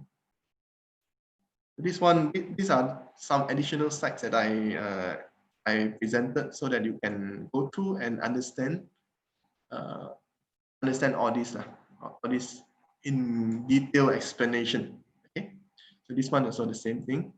Molecular weight cutoff point. Okay, this is when you have retention 90% of that particular molecular weight. Okay, let's say you have this graph over here, right? If you retain 90% of it, then that is your molecular weight cutoff point. Okay. Okay, so this pore size, this is also an extra slides that I passed to you all, and you can go through it. This one we have already covered in terms of hydrophilic and hydrophobic. What are they, and what is the definition? And hydrophilic molecules tend to stick with hydrophilic surface. The water is hydrophilic, so it will go through hydrophilic membrane. Whereas hydrophobic itself is something that will stick to hydrophobic surface. So many types of things are hydrophobic, including colloids, protein, clays, and particles. Okay, all this. That's why we want to change the surface to become more hydrophilic. Okay, so charge is also an important consideration. Okay, because if you have a negatively charged surface, right? If your membrane you design it to have negative charge, then what happens is that if you have something, a Foulant that is positively charged, it will definitely bind with the negatively charged surface through electrostatic interaction. Okay, so when this happens, you will tend to have excessive fouling. Okay, so if you have positive charge, it will favor attachment of negative charge substance. Okay? This is the disadvantage. But of course, if you have positive charge, if your Foulant is also positive charge, then you have repulsion. So repulsion is good, okay? Because you have those Foulant going away from your membrane. So whether it is a positive or negative charge, you need to know your water that you want to treat. So is it if you want to use it for positively charged substances or not. Okay, it depends. Then most particles in filtration, they are negatively charged. Okay, like bacteria, protein molecules, and so on. So that's why when you want to design it, you don't want to make your membrane to be positively charged because it will attract all these negatively charged things. So compatibility, yeah, and physical and chemical important because it will determine the lifespan of your membrane. So this one you can go through this. Okay. So what I want to stress more today is the characteristic, how we measure the characteristics. Okay. So I think this is something that is quite important so that when you want to develop a particular membrane, how you can really characterize it to know what is it. So let's say I purchase a commercial membrane. Okay, so this commercial membrane, let's say it's a RO membrane. You know it's RO, right? But you don't know what is it. So in fact, you can use the technique, characterization technique, to determine what that particular membrane is. Okay? So most of the time, when you purchase a membrane from a supplier, they will not tell you their secret. They will not tell you what are the materials that they use to prepare that membrane. Okay. Usually, they will give you a very general things like it is a RO membrane using polyamide. So sometimes they could add in some additive. Maybe sometimes they can modify something. Okay? They can do something to it to make it very effective and have high water flux.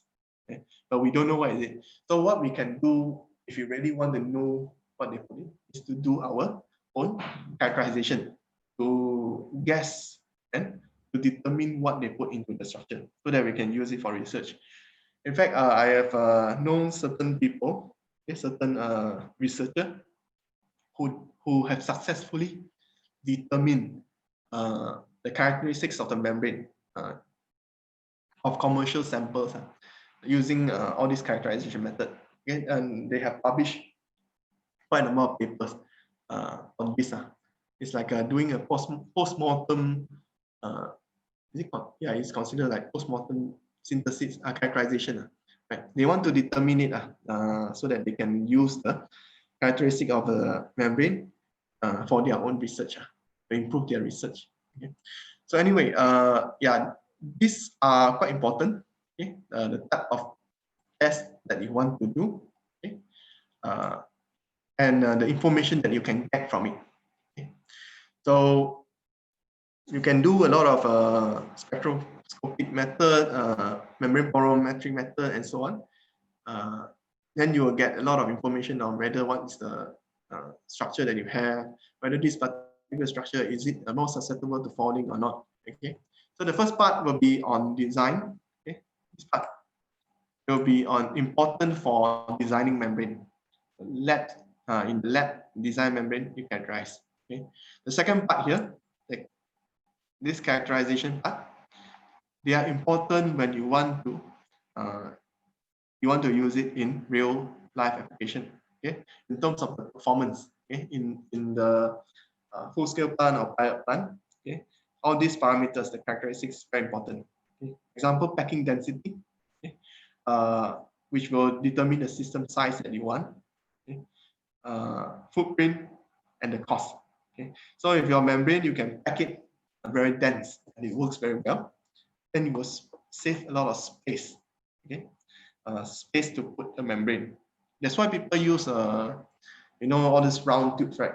The round tubes, something like this, like all these pressure vessel, like very long pressure vessel. Why people use this kind of design? One of the reasons is because of the space, right? They want to save space. Okay. Why people use spiral wound for flat sheet? Okay. They want to save space. Okay. So other things like energy use, important when you want to apply. Fluid management, you want to prevent concentration polarization, standardization in terms of the choice that you have, okay, from the membrane supplier. Different supplier, they give you different configuration, right? So if you standardize it, then you can get it from more people. they will not mark up the price, and then when you want to get it from them, suddenly they charge you 10 times more. And that's not so ethical.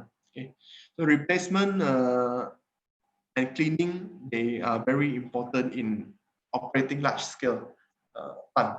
Okay, so when we are talking about 1 liter or 2 liter water, all these, they are not important. Whether you have good packing density, you use energy a lot or not, they are not really of our concern. But if we are talking about things like 1 million liter, 10,000 liter, all these characteristics, all this here will start to play a very important role. You cannot afford to have the membrane to be down for like 10 days, right? Because that will mean that the population will not have water for 10 days. Okay, okay, so I want to go through with you on the characteristics of membrane, how we measure it. So I will touch a bit on the surface. Okay? In terms of interpretation, we can of course discuss it later on. Right? If you have questions on how to interpret a certain results from these techniques, you can send some maybe message to me. I will try to go through and discuss with you. Okay. So today we will be more on like a very general introduction on what exactly are the techniques that people use and what are they for. Okay. And just to be honest with you, some of these techniques I never do it before. I never use it before. But I know that they exist and I know what they are for. Okay. Okay, so reason why we want to do characterization, I put it here in the slides. Main reason is because we want to optimize the process and design a good membrane. You can read through this. Okay, there are many reasons. And let's look through the pore size characterization. Okay, so pore size, we have many parameters for pore size characterization, including we want to know what is the size of that particular pore. We want to know the distribution. Okay. Let's say the pore can have one specific size. Okay, all the pores is like one size, right? Sometimes you have more than one size. Maybe you have small one, big one, or so on. So we want to know what is the distribution, okay, so that we can know whether it is effective when you want to use it for rejecting a certain pollutant. Okay. We also want to know the pore size and pore size distribution so that we can classify this particular membrane, maybe as microfiltration membrane, or maybe as ultrafiltration or any other form of membrane. Okay. So other things like surface porosity, how well is the pore formed, and whether it has a network of pores, maybe it has a lot of dead pores or so on. We want to know that. Okay. And we want to know the surface porosity in terms of percentage, whether it's porous or not. Like MF, you usually have 5 to 70%. Ultrafiltration, 0.1 to 1%, and so on. Okay. And thickness of rejection layer is one of the parameters that people usually want to know because it will determine the water flux. Okay. That's the main reason. Okay. So many ways we can look into this. Okay. Including a bubble point, mercury porosimeter, and so on. Okay. So most of the parameters for pore size measurement, you can do it based on permeation related parameters. Or for example, sorry, you can look at whether it can really be used to reject a certain chemicals. Like when you do the molecular cutoff point, usually you will use a lot of different molecules with different molecular weight. Okay? So you will need to test, okay, various molecular weight to see what is the cutoff point of that particular membrane. And this is an example of permeation related parameters. Okay? Some people use rejection tests, okay, which can be used to show the pore size. Okay, is an indirect indication. Okay? So let's look at several other measurements. Okay? And some people use microscopic measurement. Okay? And let's look at the first one, bubble point test. This is one of the simplest methods. Okay? So I think you can easily do this as long as you have something that you can use to measure the pressure. Okay? You can set up this thing to measure the bubble point. Okay, so what exactly is this bubble point? So generally, it means that you're looking at, let's say you have a membrane. You're looking at the point where the first bubble starts to appear. Okay, let's say you have this. Okay, this membrane. Okay, you can look at this. Okay. You have a membrane put in between this setup, right? And then you have a pressure coming down from here. Okay? You have a pressure here. Okay, and you have water at this part, or maybe you can wet the membrane a bit with something okay? Usually it's water. Okay, if you use water, then your surface tension is fixed. Okay, it depends on the liquid phase that you use. So at the point where the first bubble starts to come out, okay, given the pressure here, if you induce certain pressure, the point where a first bubble starts to come up, that's your bubble point. Okay, that's the bubble point pressure. You are measuring this one. Okay, the pressure of the first bubble starts to come up. So I repeat again. You have this setup, and then you introduce pressure from one side. Okay, so at the point where the first bubble starts to come up, that will be your bubble point. Okay, your bubble point pressure, and from the bubble point pressure, you can calculate the diameter of the pores. Okay? So this one you determine, this bubble point pressure you determine experimentally. This one, the surface tension, is fixed. If you are using water, then you know what is the surface tension. Okay, and then the liquid solid contact angle, you know, okay, you know what is the contact angle. Okay, you can determine it easily. Okay, and from here you can calculate what is your diameter. That's the intention. You want to calculate the pore diameter. Okay, so if you use water, surface tension is already well known. Okay. And yeah, it's already quite well established that if you have a pressure of 0.145 bar, that means the pore radius is about 10K, okay, nanometer. If your pressure is very high, 145 bar, then your pore radius is 10 nanometer. So yeah, this is how we do it. Okay, we want to look at the air bubble. Okay, first air bubble formation. That's the bubble point pressure. So some people they measure it based on dry membrane. Okay, which means the airflow versus pressure. Some people use wet membrane. Okay, like I said, you raise the pressure until the first bubble appears. Okay, then you have your bubble point pressure that can be used to calculate. Okay, calculate your diameter. Okay. So another one approach, instead of using water, is people use a different solvent. Okay, so you can have two immiscible liquid. Okay, whereby you have let's say liquid. This is the first one. This is the second one. So you you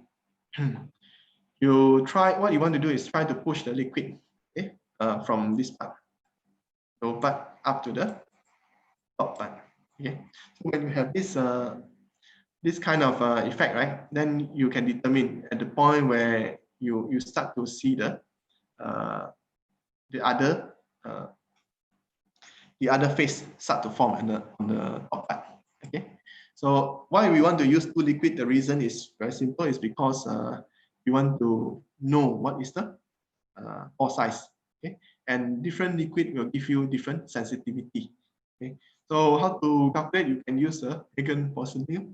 equation, or maybe sometimes you can use the this equation. But of course, I will not touch in detail of all this equation because I think this is not important.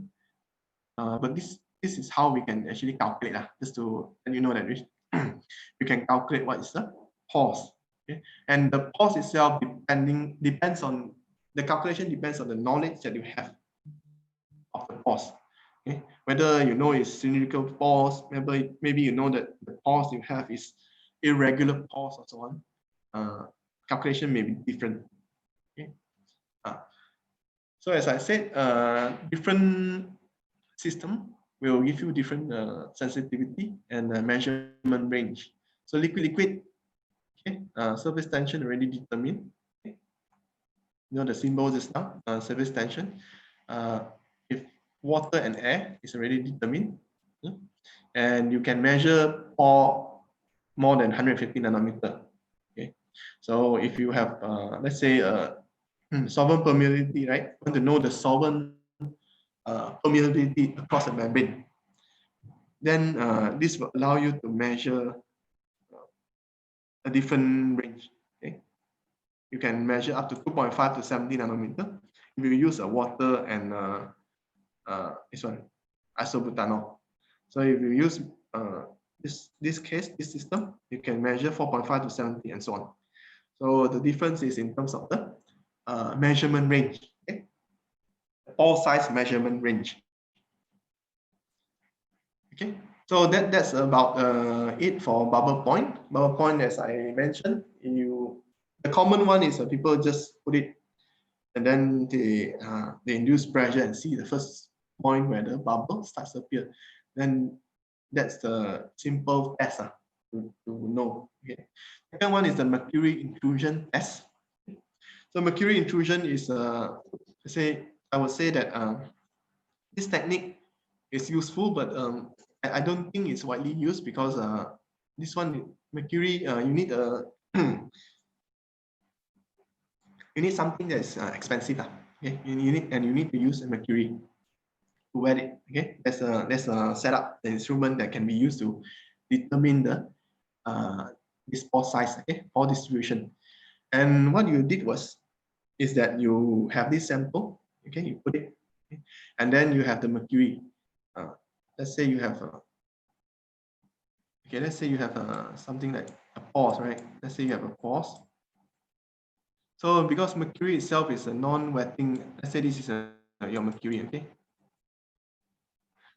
Mercury itself is a non-wetting liquid. So when you want to know the pores, right? What type of pores that you have and so on, what you need to do is you need to push, you need to induce certain pressure, and then you push this mercury into the pores. Okay? At a different pressure, the mercury will enter into the pores at a different volume, right? If you have a lot of this macropore, right? Let's say you have a lot of macropore, you use a certain pressure to push a mercury, and the mercury volume reduced by, let's say, 10%. And then you know that this 10% corresponding to the that pore itself. Okay. So this is how you can determine it using the volume, pressure, and also you can use it to determine the pore size. Okay.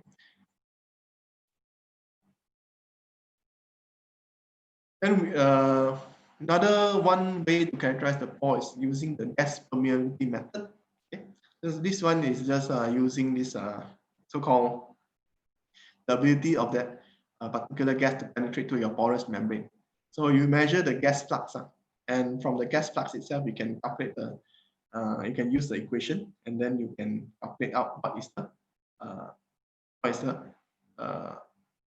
average pore size of your particular membrane. Okay, so this is this I have not done this gas permeability method before. Okay, just to let you know that there are people doing it this way. Okay, so they can use this gas flux as a contribution of this viscous and Knudsen diffusion. Okay? And from here, they can calculate this parameter. Okay? Okay, one more quite critical, quite popular method is the porometry method. This one people use to calculate to determine the pore size distribution. Okay, so this one is based on the so-called capillary condensation of liquid. Okay, so this one is there's a mistake, I think. It's not supposed to be micropores. This is supposed to be mesopores. Okay. Yeah. So usually when we have a capillary condensation, okay, it usually happens in the mesopause. Okay. So in the mesopause itself, you can somehow cause the capillary condensation because the absorption and desorption mechanism is different. Okay. And when capillary condensation happens, then let's say you have mesoporous materials. When this capillary condensation happens, you can observe it. You have a so-called hysteresis loop, okay, in that particular isotherm. Okay, so this is the basis of capillary condensation. So capillary condensation in mesoporous materials, it will cause hysteresis loop. Okay, but for this perm porometry method, what you want to do is you want to look into the pore size distribution by looking into this one, surface tension. Okay, so what you do is you look into, okay, let's say you have this membrane. Okay, you saturate the membrane with water. Okay, water, maybe pure water, still water or any water, deionized water, and then you measure the pressure. Okay, you reduce the relative pressure, and then you will see that some of the pores will start to be emptied. Okay, so as you empty the pore, you can actually measure the gas flow. Okay, and yeah, the relative pressure is, you can see here, relative pressure is reduced. Okay, then you can calculate what is the pore size using the Kelvin equation. Right, Kelvin equation is this one. It's related to the surface tension of that uh, particular liquid, okay, in a pore. So Kelvin equation is very commonly used when you want to look into characterizing something like if you are going through the capillary condensation course, okay, like you want to do the surface area, you want to calculate what is the BT surface area and so on. So it was in that particular topic, you will see a lot of Kelvin equation. Okay, it's related to capillary condensation and surface tension. Okay, so from the Kelvin equation, you can calculate what is the radius. Okay, so let's look at some comparison. Okay, comparison between various techniques. So if you look at the first comparison, I want to look into FESEM. Okay, let's say you have a commercial membrane, polysulfone, okay, ultrafiltration membrane, and you want to determine what is the uh, pore size distribution. Okay, the pore size distribution that you use, if you use FESEM, what you get is 2.5 to 7.5. Okay, but if you use this porometric method, you get probably 1.5 to 5 nanometer. So why is there such a difference in terms of FESEM and parameter? Reason is because of the structure of the pores itself. So look at FESM, usually when we want to determine it, yeah, let's say you have a spore. Right? This is your pore. Okay. This is your pore, an example of your pore. Right. So if you want to determine your pore size, okay, using FESEM, so FESEM, you only look at the top view, right? So you take this as your pore size. But if you want to use the perm porometric method, you are actually emptying the pores, right? So if your pores, you're inside the pores, you have a smaller, this one, right? You have a smaller region here. Okay? That means the radius is smaller. This part will determine uh, your rejection, okay? And your perm porometry method is will detect and use this as your pore size. Okay, because this is the when you want to empty a pore, right? This is the limiting part that you need to draw out before you can empty the water. Okay, so that's the difference. Which one is accurate? Well, that will be very subjective. When you want to report your pore size distribution, you have to report what technique you use. Otherwise, it could be quite misleading. Okay? Because FESEM, as I said, you only look at the top part. You cannot see inside. Okay? Maybe the pores, the opening is big. So sorry, sometimes it becomes like this. Okay, the opening is big, but then inside you have a very small pores. Let's say you have this kind of membrane, right? So your SEM may tell you that this is your pore size, whereas you're using perm porometric technique, you can see this. Okay. So one more test is BJH method. BJH method is like one of the approach that we can use to determine based on the nitrogen adsorption desorption process. Okay.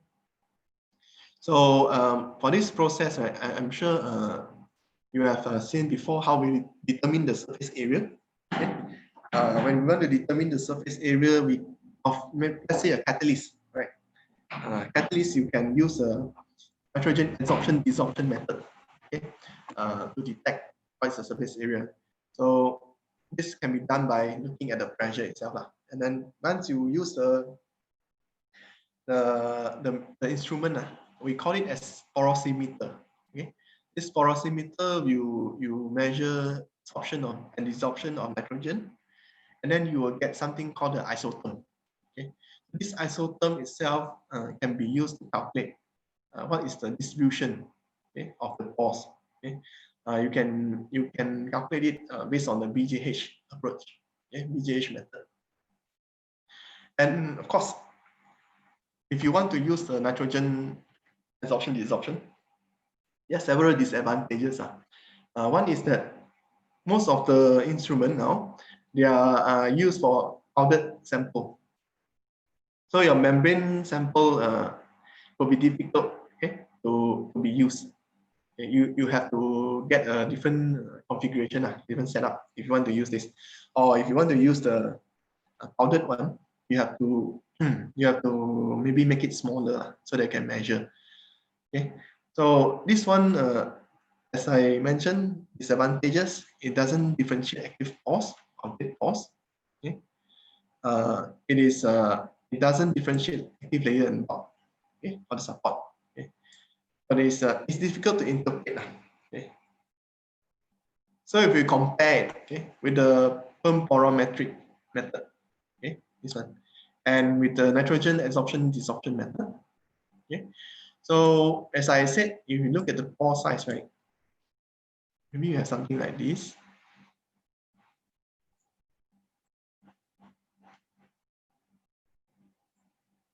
Right. So when you use the POM porometric method, let's say you have two layers, another layer. Maybe I can draw another layer here. Okay. This is let's say we have two layers, active layer and the support. Okay. And maybe I can put more pores in the support. Okay. So when you carry out this POM porometry method, okay, you tend to get a sharp distribution. So reason is because if you look at the active layer has the smallest pores, right? So POM porometry method determines that, okay, the active layers pores, because when you want to remove the liquid from the pores, right? You want to remove it from the pores. It tends to look at the smallest pores, because the smallest pores you want to remove it is very difficult. You need more. You need different pressure. Okay. That's why you can see PERM parameter, you can detect 9 to 9.5. But if you use nitrogen adsorption, desorption, it determines everything. Okay? Maybe my drawing is not so nice, but what I want to say is that nitrogen adsorption and desorption method, you determine the surface area and the average pore radius of the active layer plus the support, both things together. Okay. You determine everything together, and it gives you the result as an average. That's why you have a very broad kind of pore volume versus pore radius plot. Okay. Because what you determine is active layer plus the support. But if you look at the perm porometer, okay, you determine the active layer only, because the active layer is the smallest pore, right? So the smallest pore will uh, be cleared differently compared to your larger pores. Okay. So the other one, next one is the thermoporometry method. This one relies on temperature, freezing and melting in the particular pore. So this one I have not done it before too. Yeah, I have not used this technique before. So this one you can determine what is the radius based on the solidification and melting equation. Okay. So this one you can do it using differential scanning calorimetric measurement.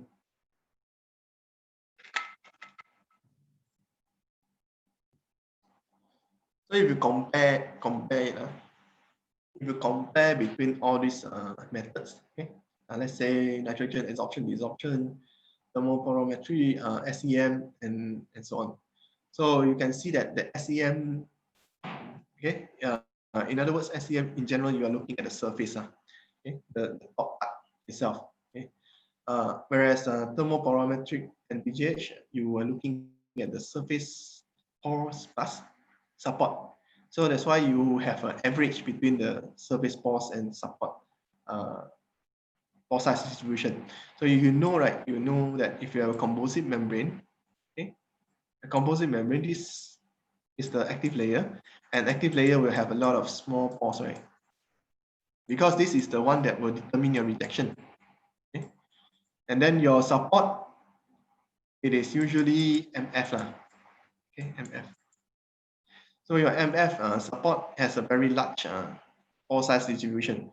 That's why when you do this test, right, the more thermoporometry method or BGH method, you are looking at the average between the whole thing. Okay. And sometimes when you want to know, okay, you want to characterize a membrane, you don't want to know the average. You only want to know the rejection layer. Okay? Because the rejection layer itself is the one that will determine the efficacy of the membrane. Okay? And the pore is important because they will determine your transport model. Okay, transport model means that how the water can move, okay, through the membrane and become the permeate. Okay? So there are many people who are studying these transport models because they want to improve the membrane, looking into the how we can actually design a membrane so that we can have more efficient transport model, transport properties, and so on. So all this will depend on the size, distribution, porosities, and the length of the membrane itself. Okay, so if you have if the length is very wide and very big layer of a membrane, then you will tend to have lower water flux. Then you have resistance in the membrane. So that's why people want to look into how they can make it more efficient. Okay? And this transport model area, they study into that. Okay. So I've said there's another one is the molecular cutoff point. This is a very easily studied. Okay? They look into the molecular weight whereby rejection is 90%. Okay. Let's say you have three different protein. Okay, this is your membrane. You have this very long protein, shorter and short. Okay, so let's say this long protein it goes through this one. You can reject it 100%. Okay, and still this is not the molecular weight point. But the second one, if you go through it, you can only reject 90%. Right? And this 90% is the molecular weight cutoff point. Okay, that means what this means is that if you have a smaller one, smaller than this chain, it's likely pass through the membrane. Okay, so it's very likely to pass through a membrane if you have smaller than the molecular weight of your molecular weight cut-off point. Okay. Yeah, so this is some results of the molecular weight cut-off point. So I will not go through. Okay. Okay, next is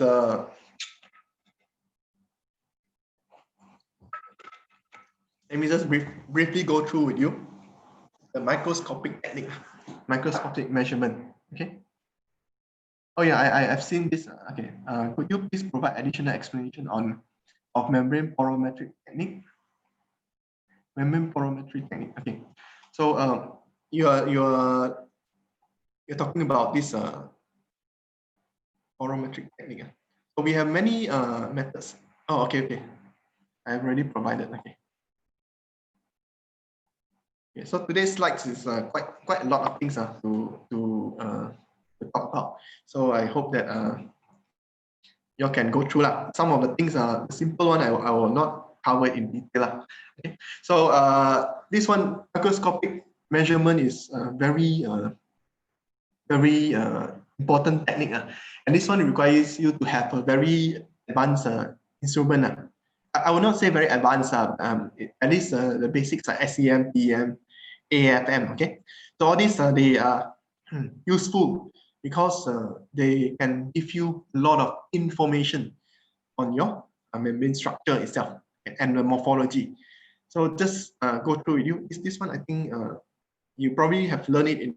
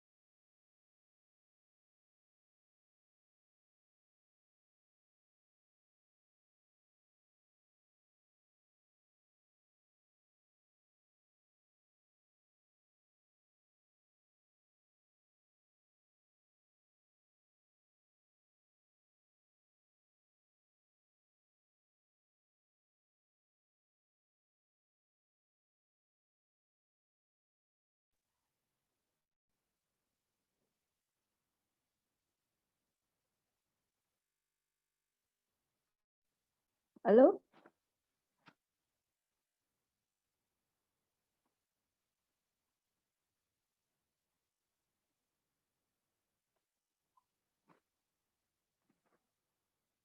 Hello, Dr. Winda.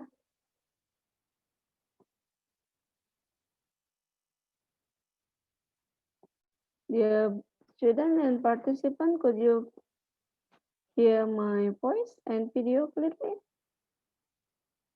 Ah, very fortunate.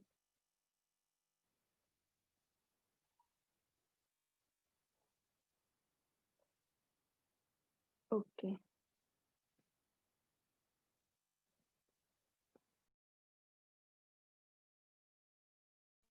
Hello? Yeah. Sorry, I got disconnected because someone switched off the Wi-Fi just now, I think. Because today is work from home. So I really apologize for that. Okay. No So problem, let's no problem. okay. So I want to continue on with this one. Electron sample interaction. So just now yeah, you can see my slides, right? I already shared it. Okay. So what I want to talk about is yeah, this one. We have two different very commonly used electron microscope, which are the TEM and also the SEM. Okay, so the difference between these two is in terms of the signal that you detect. And this one I use extensively and I operate these two instrument for quite a number of years. So I'm very familiar with them. So if you look at the membrane, right, let's say you have a membrane structure, right? For TEM, you have the source, okay, electron source. Okay. What you are detecting is this one, this part. Okay. I believe this one you have already covered in your materials course. Okay. Probably you know this already. You detect this like this. Okay. For TEM, TEM. So for your SEM, SEM is a bit different. SEM here, and then you have your sample, okay, electron source here, and then your sample here, and then what you detect is electron that bounce out from the sample itself, okay, detector. So when you have electron being bombarded into your sample, there are many things that can happen. Okay, let's say you have look at the SEM. SEM, you will have a backscattered electron. You will have energy being converted into secondary electron. You can have X-ray emission and so on. Okay? So for SEM, we usually look at the backscattered electron and also the secondary electron for the morphology and topological information. Okay? And X-ray sometimes can be emitted. So this X-ray, we sometimes detect it and use it as the EDX, X-ray energy dispersive spectroscopy. Okay, so X-ray emission allows us to know what are the elements that you have in that particular sample. This is very useful because you can do mapping. Let's say you have a crystal, right? A crystal, you use SEM imaging. You image it, and then you can see, okay, whether if you coat it with something, whether your coating is homogeneous, evenly distributed or not. So you can look at the mapping through EDX. Okay. So I will not cover all this. Okay. This one I think you have learned it in materials. Backscattered electron, as I said, is a higher energy than secondary electron. It's formed when you have collision of electron with your sample. Okay. So we have inelastic interactions whereby you can emit X-ray, you can emit this Auger electron ejection, and so on. Okay. So this Auger electron ejection, okay, is one of the major source of secondary electron. Okay. So secondary electron is important because you want to detect the morphology. Okay. Yeah, these are the signals that you can get. Okay. Scattered, high energy, and it provides this information. Okay. Secondary electron is low energy, and it's also giving you topological information. Okay, and so on. X-ray is more on composition. This is the EDX. Auger is also more on composition. Okay, okay. So just to show you some of the SEM images taken from the literature. So this is what you can get using SEM. Okay, so very beautiful. But in terms of sample preparation, if you are using, let's say, a carbon organic membrane, sometimes when you want to image it with the SEM, it could give you some so-called charging effect. Charging is when the electron is not conductive, right? When the sample is not conductive, the electron cannot move. So it will tend to give you a lot of bright spot on the SEM image. Okay? So when you operate it, when you have the chance to operate the SEM, right? And when you image it, you look at the image, right? There are a lot of different types of bright spots coming out. That means you know that you have charging issue. So when you have charging issue, one of the good solution is to coat it. Okay, coat it with maybe gold nanoparticle, platinum. All these are conductive metals. Okay, whereby when you put your conductive things, right, then you tend to have less charging effect. Okay, so charging will affect the image quality. Okay. Another one approach that you can use, right, to reduce charging is to reduce the accelerating voltage. Okay.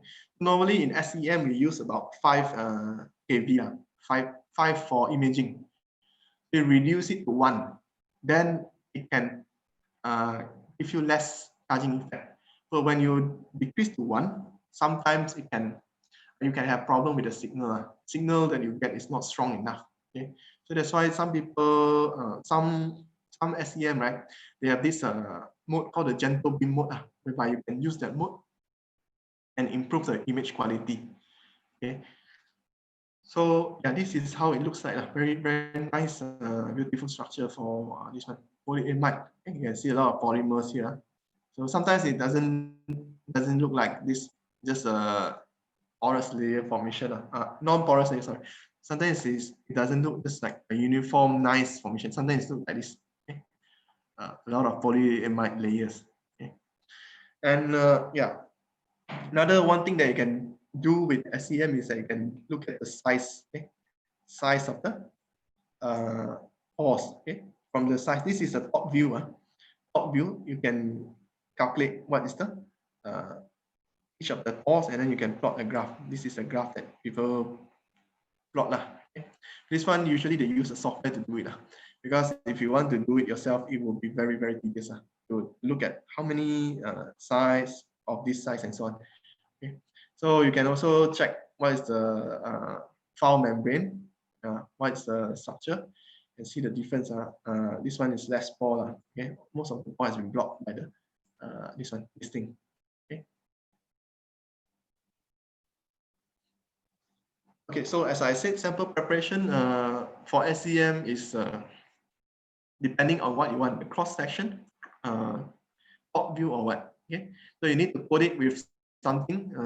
Usually, for organic membrane, you need to coat it so that you can have lower charging. Okay, other things like liquid nitrogen fracture, all these, they are less used. I don't think many people will want to prepare their sample like this. Very tedious process, but it depends on what you want. Normally, when you want to go to the lab, you fabricate a membrane, right? You want to look under SEM.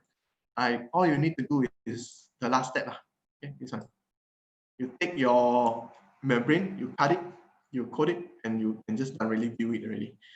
That's what people do. Unless, of course, unless your membrane contains biological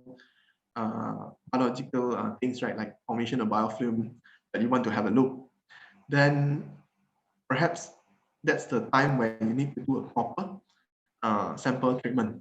Okay, because if you want to preserve the morphology and so on, right, you have to make sure that you don't damage it.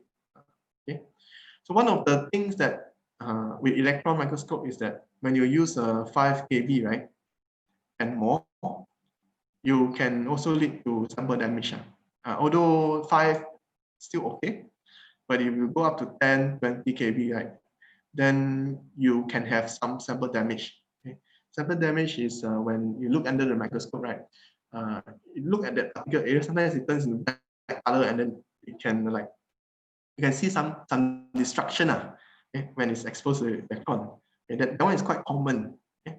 So to remove this kind of damage, right? Some people reduce the accelerating voltage to 1 kV and so on.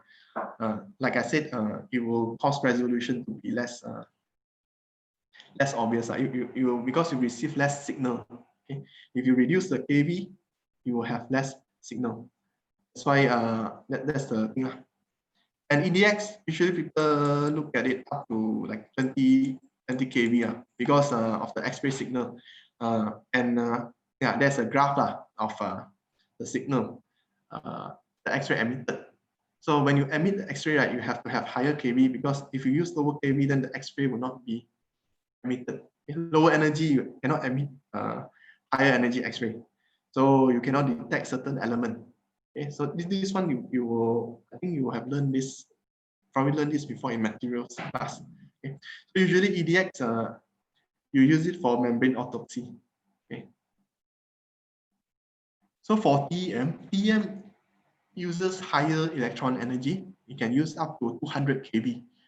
The lower spec one you have 120 kV. Sometimes you have about 80 or 90 kV.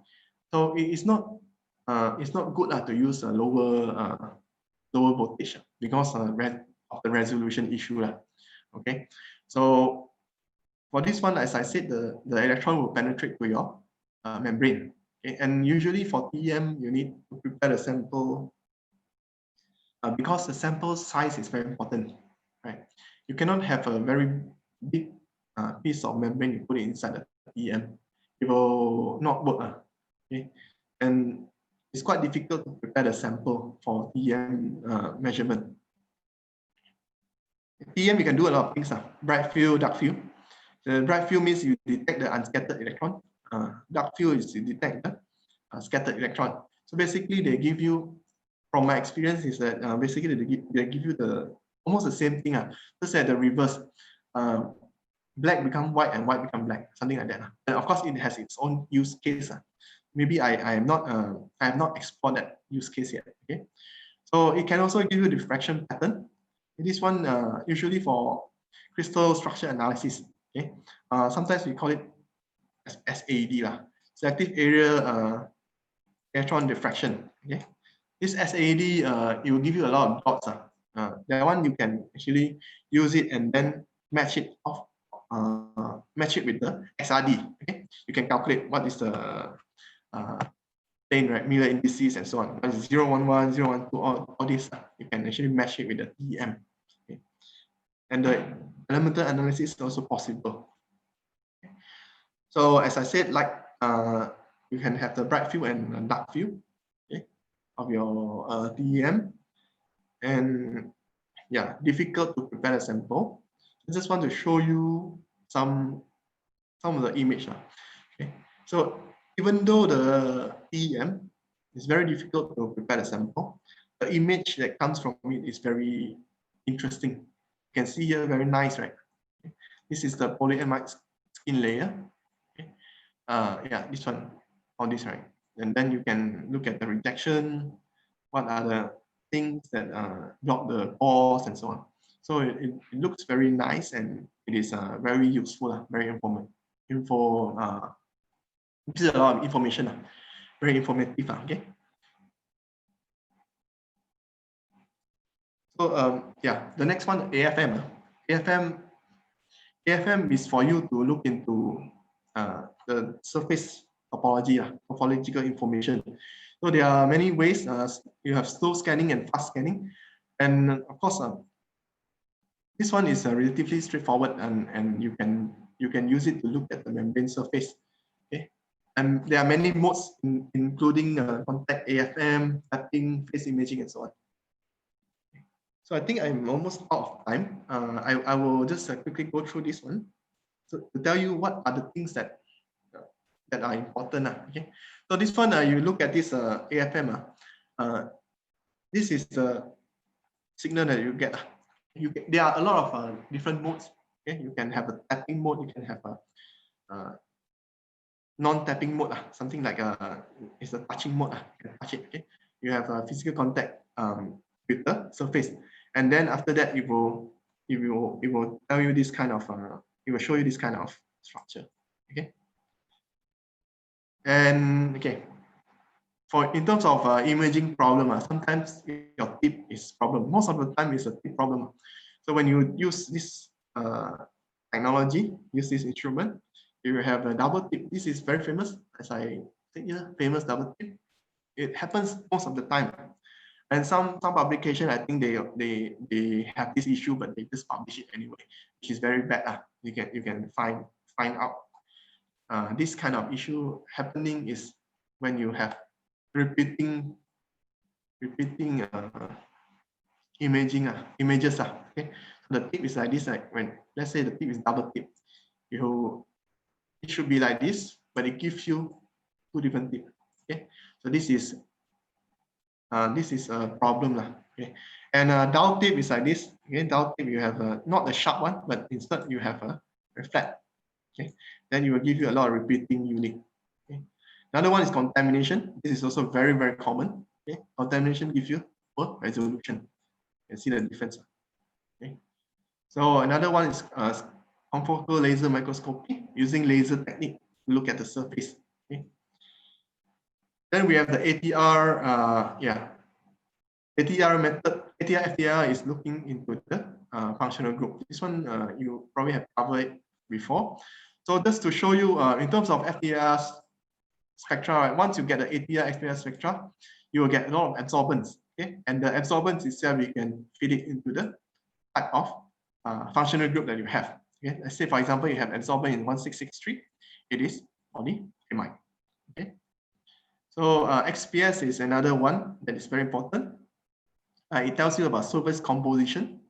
Okay, so surface composition means that you can know what exactly is the materials in your what is the composition, what is the element in your membrane surface, and what bonding configuration that particular element is in. Maybe it's in +2 oxidation state, +3, and so on. Okay, and you can do high resolution XPS, okay, whereby let's say you have this element carbon, and you zoom specifically into the carbon, and then you will see a lot of peaks. Okay, a lot of peaks whereby you can deconvolute it using a software. Once you deconvolute, you can determine what is the binding energy, and the binding energy will tell you what is the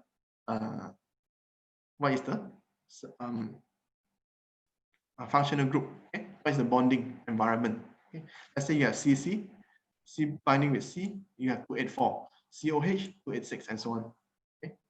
So Rutherford is almost similar to XPS, just the XPS is more sensitive. Okay? XPS is more surface sensitive compared to the RBS method. And RBS method also used for composition. Okay, I have it here. Structure and composition of materials. You measure the backscattering of a beam. Okay. So EDX, surface information and mapping. Okay. And then I think the last one is the chemical. One of the last one is chemical staining, whereby you stain the structure with a certain chemical, for example, silver. And when you stain it with silver, you can determine what is the amount of a certain functional group by using other techniques. Okay? Let's say you have silver, you stain silver here on the surface. Okay, for example, this one, you take this silver, you stain it, and then you will stain all the carboxylic acid. And then you use this RBS method to determine the amount of silver, and you can indirectly determine what's the functional group that is present. Okay? So the streaming potential analysis is mostly based on zeta potential, which means that you are determining the surface charge. Okay, I will just go through this one. Surface charge is important because you want to know whether it is negatively or positively charged, so that you can do treatment if it's not favorable. Okay? So you can see here the clean membrane is an example. Okay?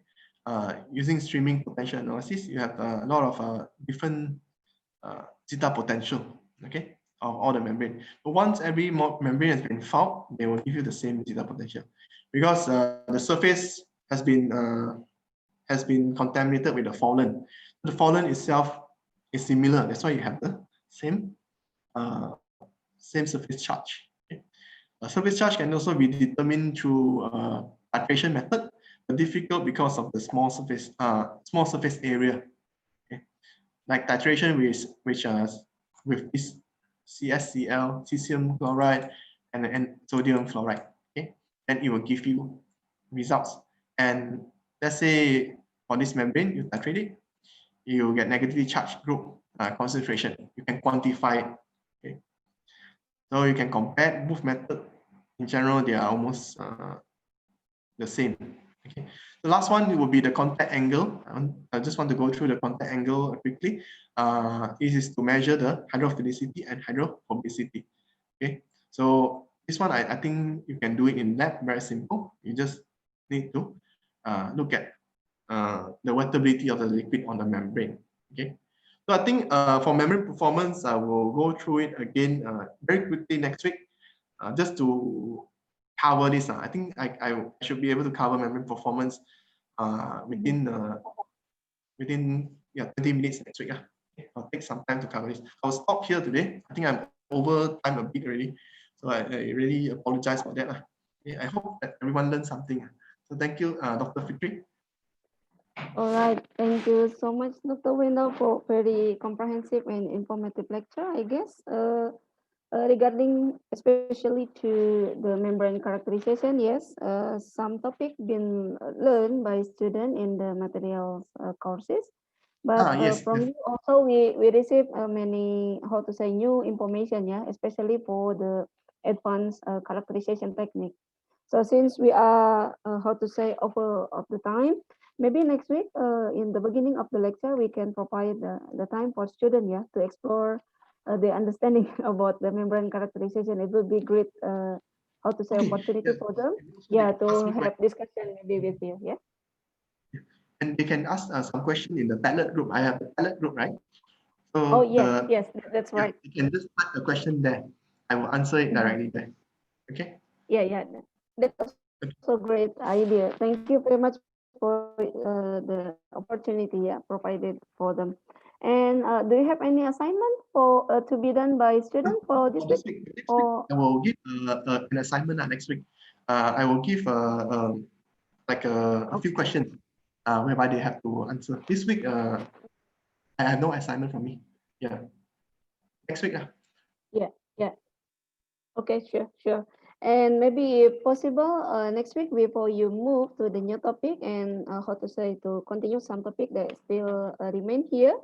For the student experiences, it would be also great opportunity if you also can say how to say the name, like the how to say, yeah, the troubleshoot when they do some characterization of the membrane, especially for example technically when we conduct the characterizations using SEM equipment. Sometimes, yeah, the student cannot You have get the problems, right? yes. For example, how Yes. to properly use liquid nitrogen, yeah, to cut Okay.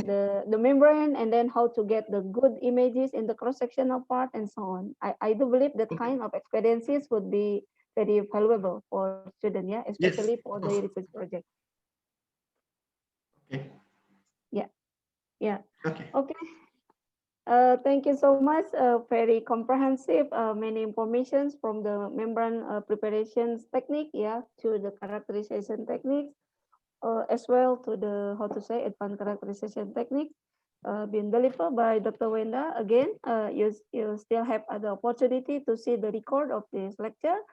Please kindly collect your information after you following as well the recording how to say lecture, and then yeah, as Dr. Wenda mentioned, you can keep the communication with him through the link that been provided, as well as also next week, yeah, before we continue to the lecture, we still can have more discussion.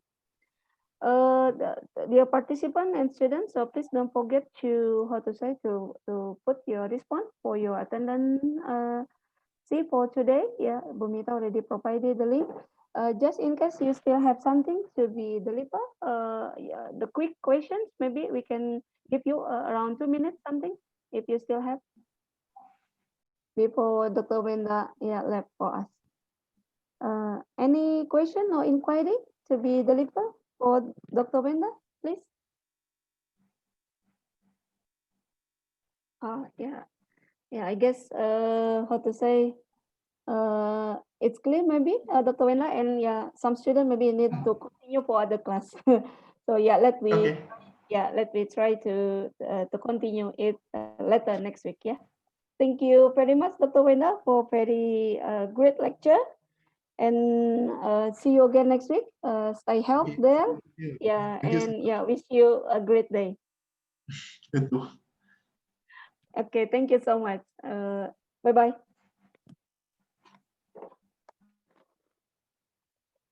And thank you very much to all participants as well as the student who joined for our lecture today. And don't forget to come back, yeah, for next week lecture for other topics, yeah, that would be delivered by Dr. Wenda. And wish you a great day. Thank you so much. As usual, the content for this lecture will be provided in the how to say the courses link that provided by Dr. Wenda. So please kindly refer. And for the one who need to follow the recording of this lecture, we will kindly post it in our department YouTube channel. So thank you so much for your great attentions and wish you a great day and also great health. See you again next week. Assalamualaikum warahmatullahi wabarakatuh. Waalaikumsalam warahmatullahi wabarakatuh. Ibu, Pak. Thank you. I will close this Zoom meeting since I have to join other meeting. Okay, thank you so much.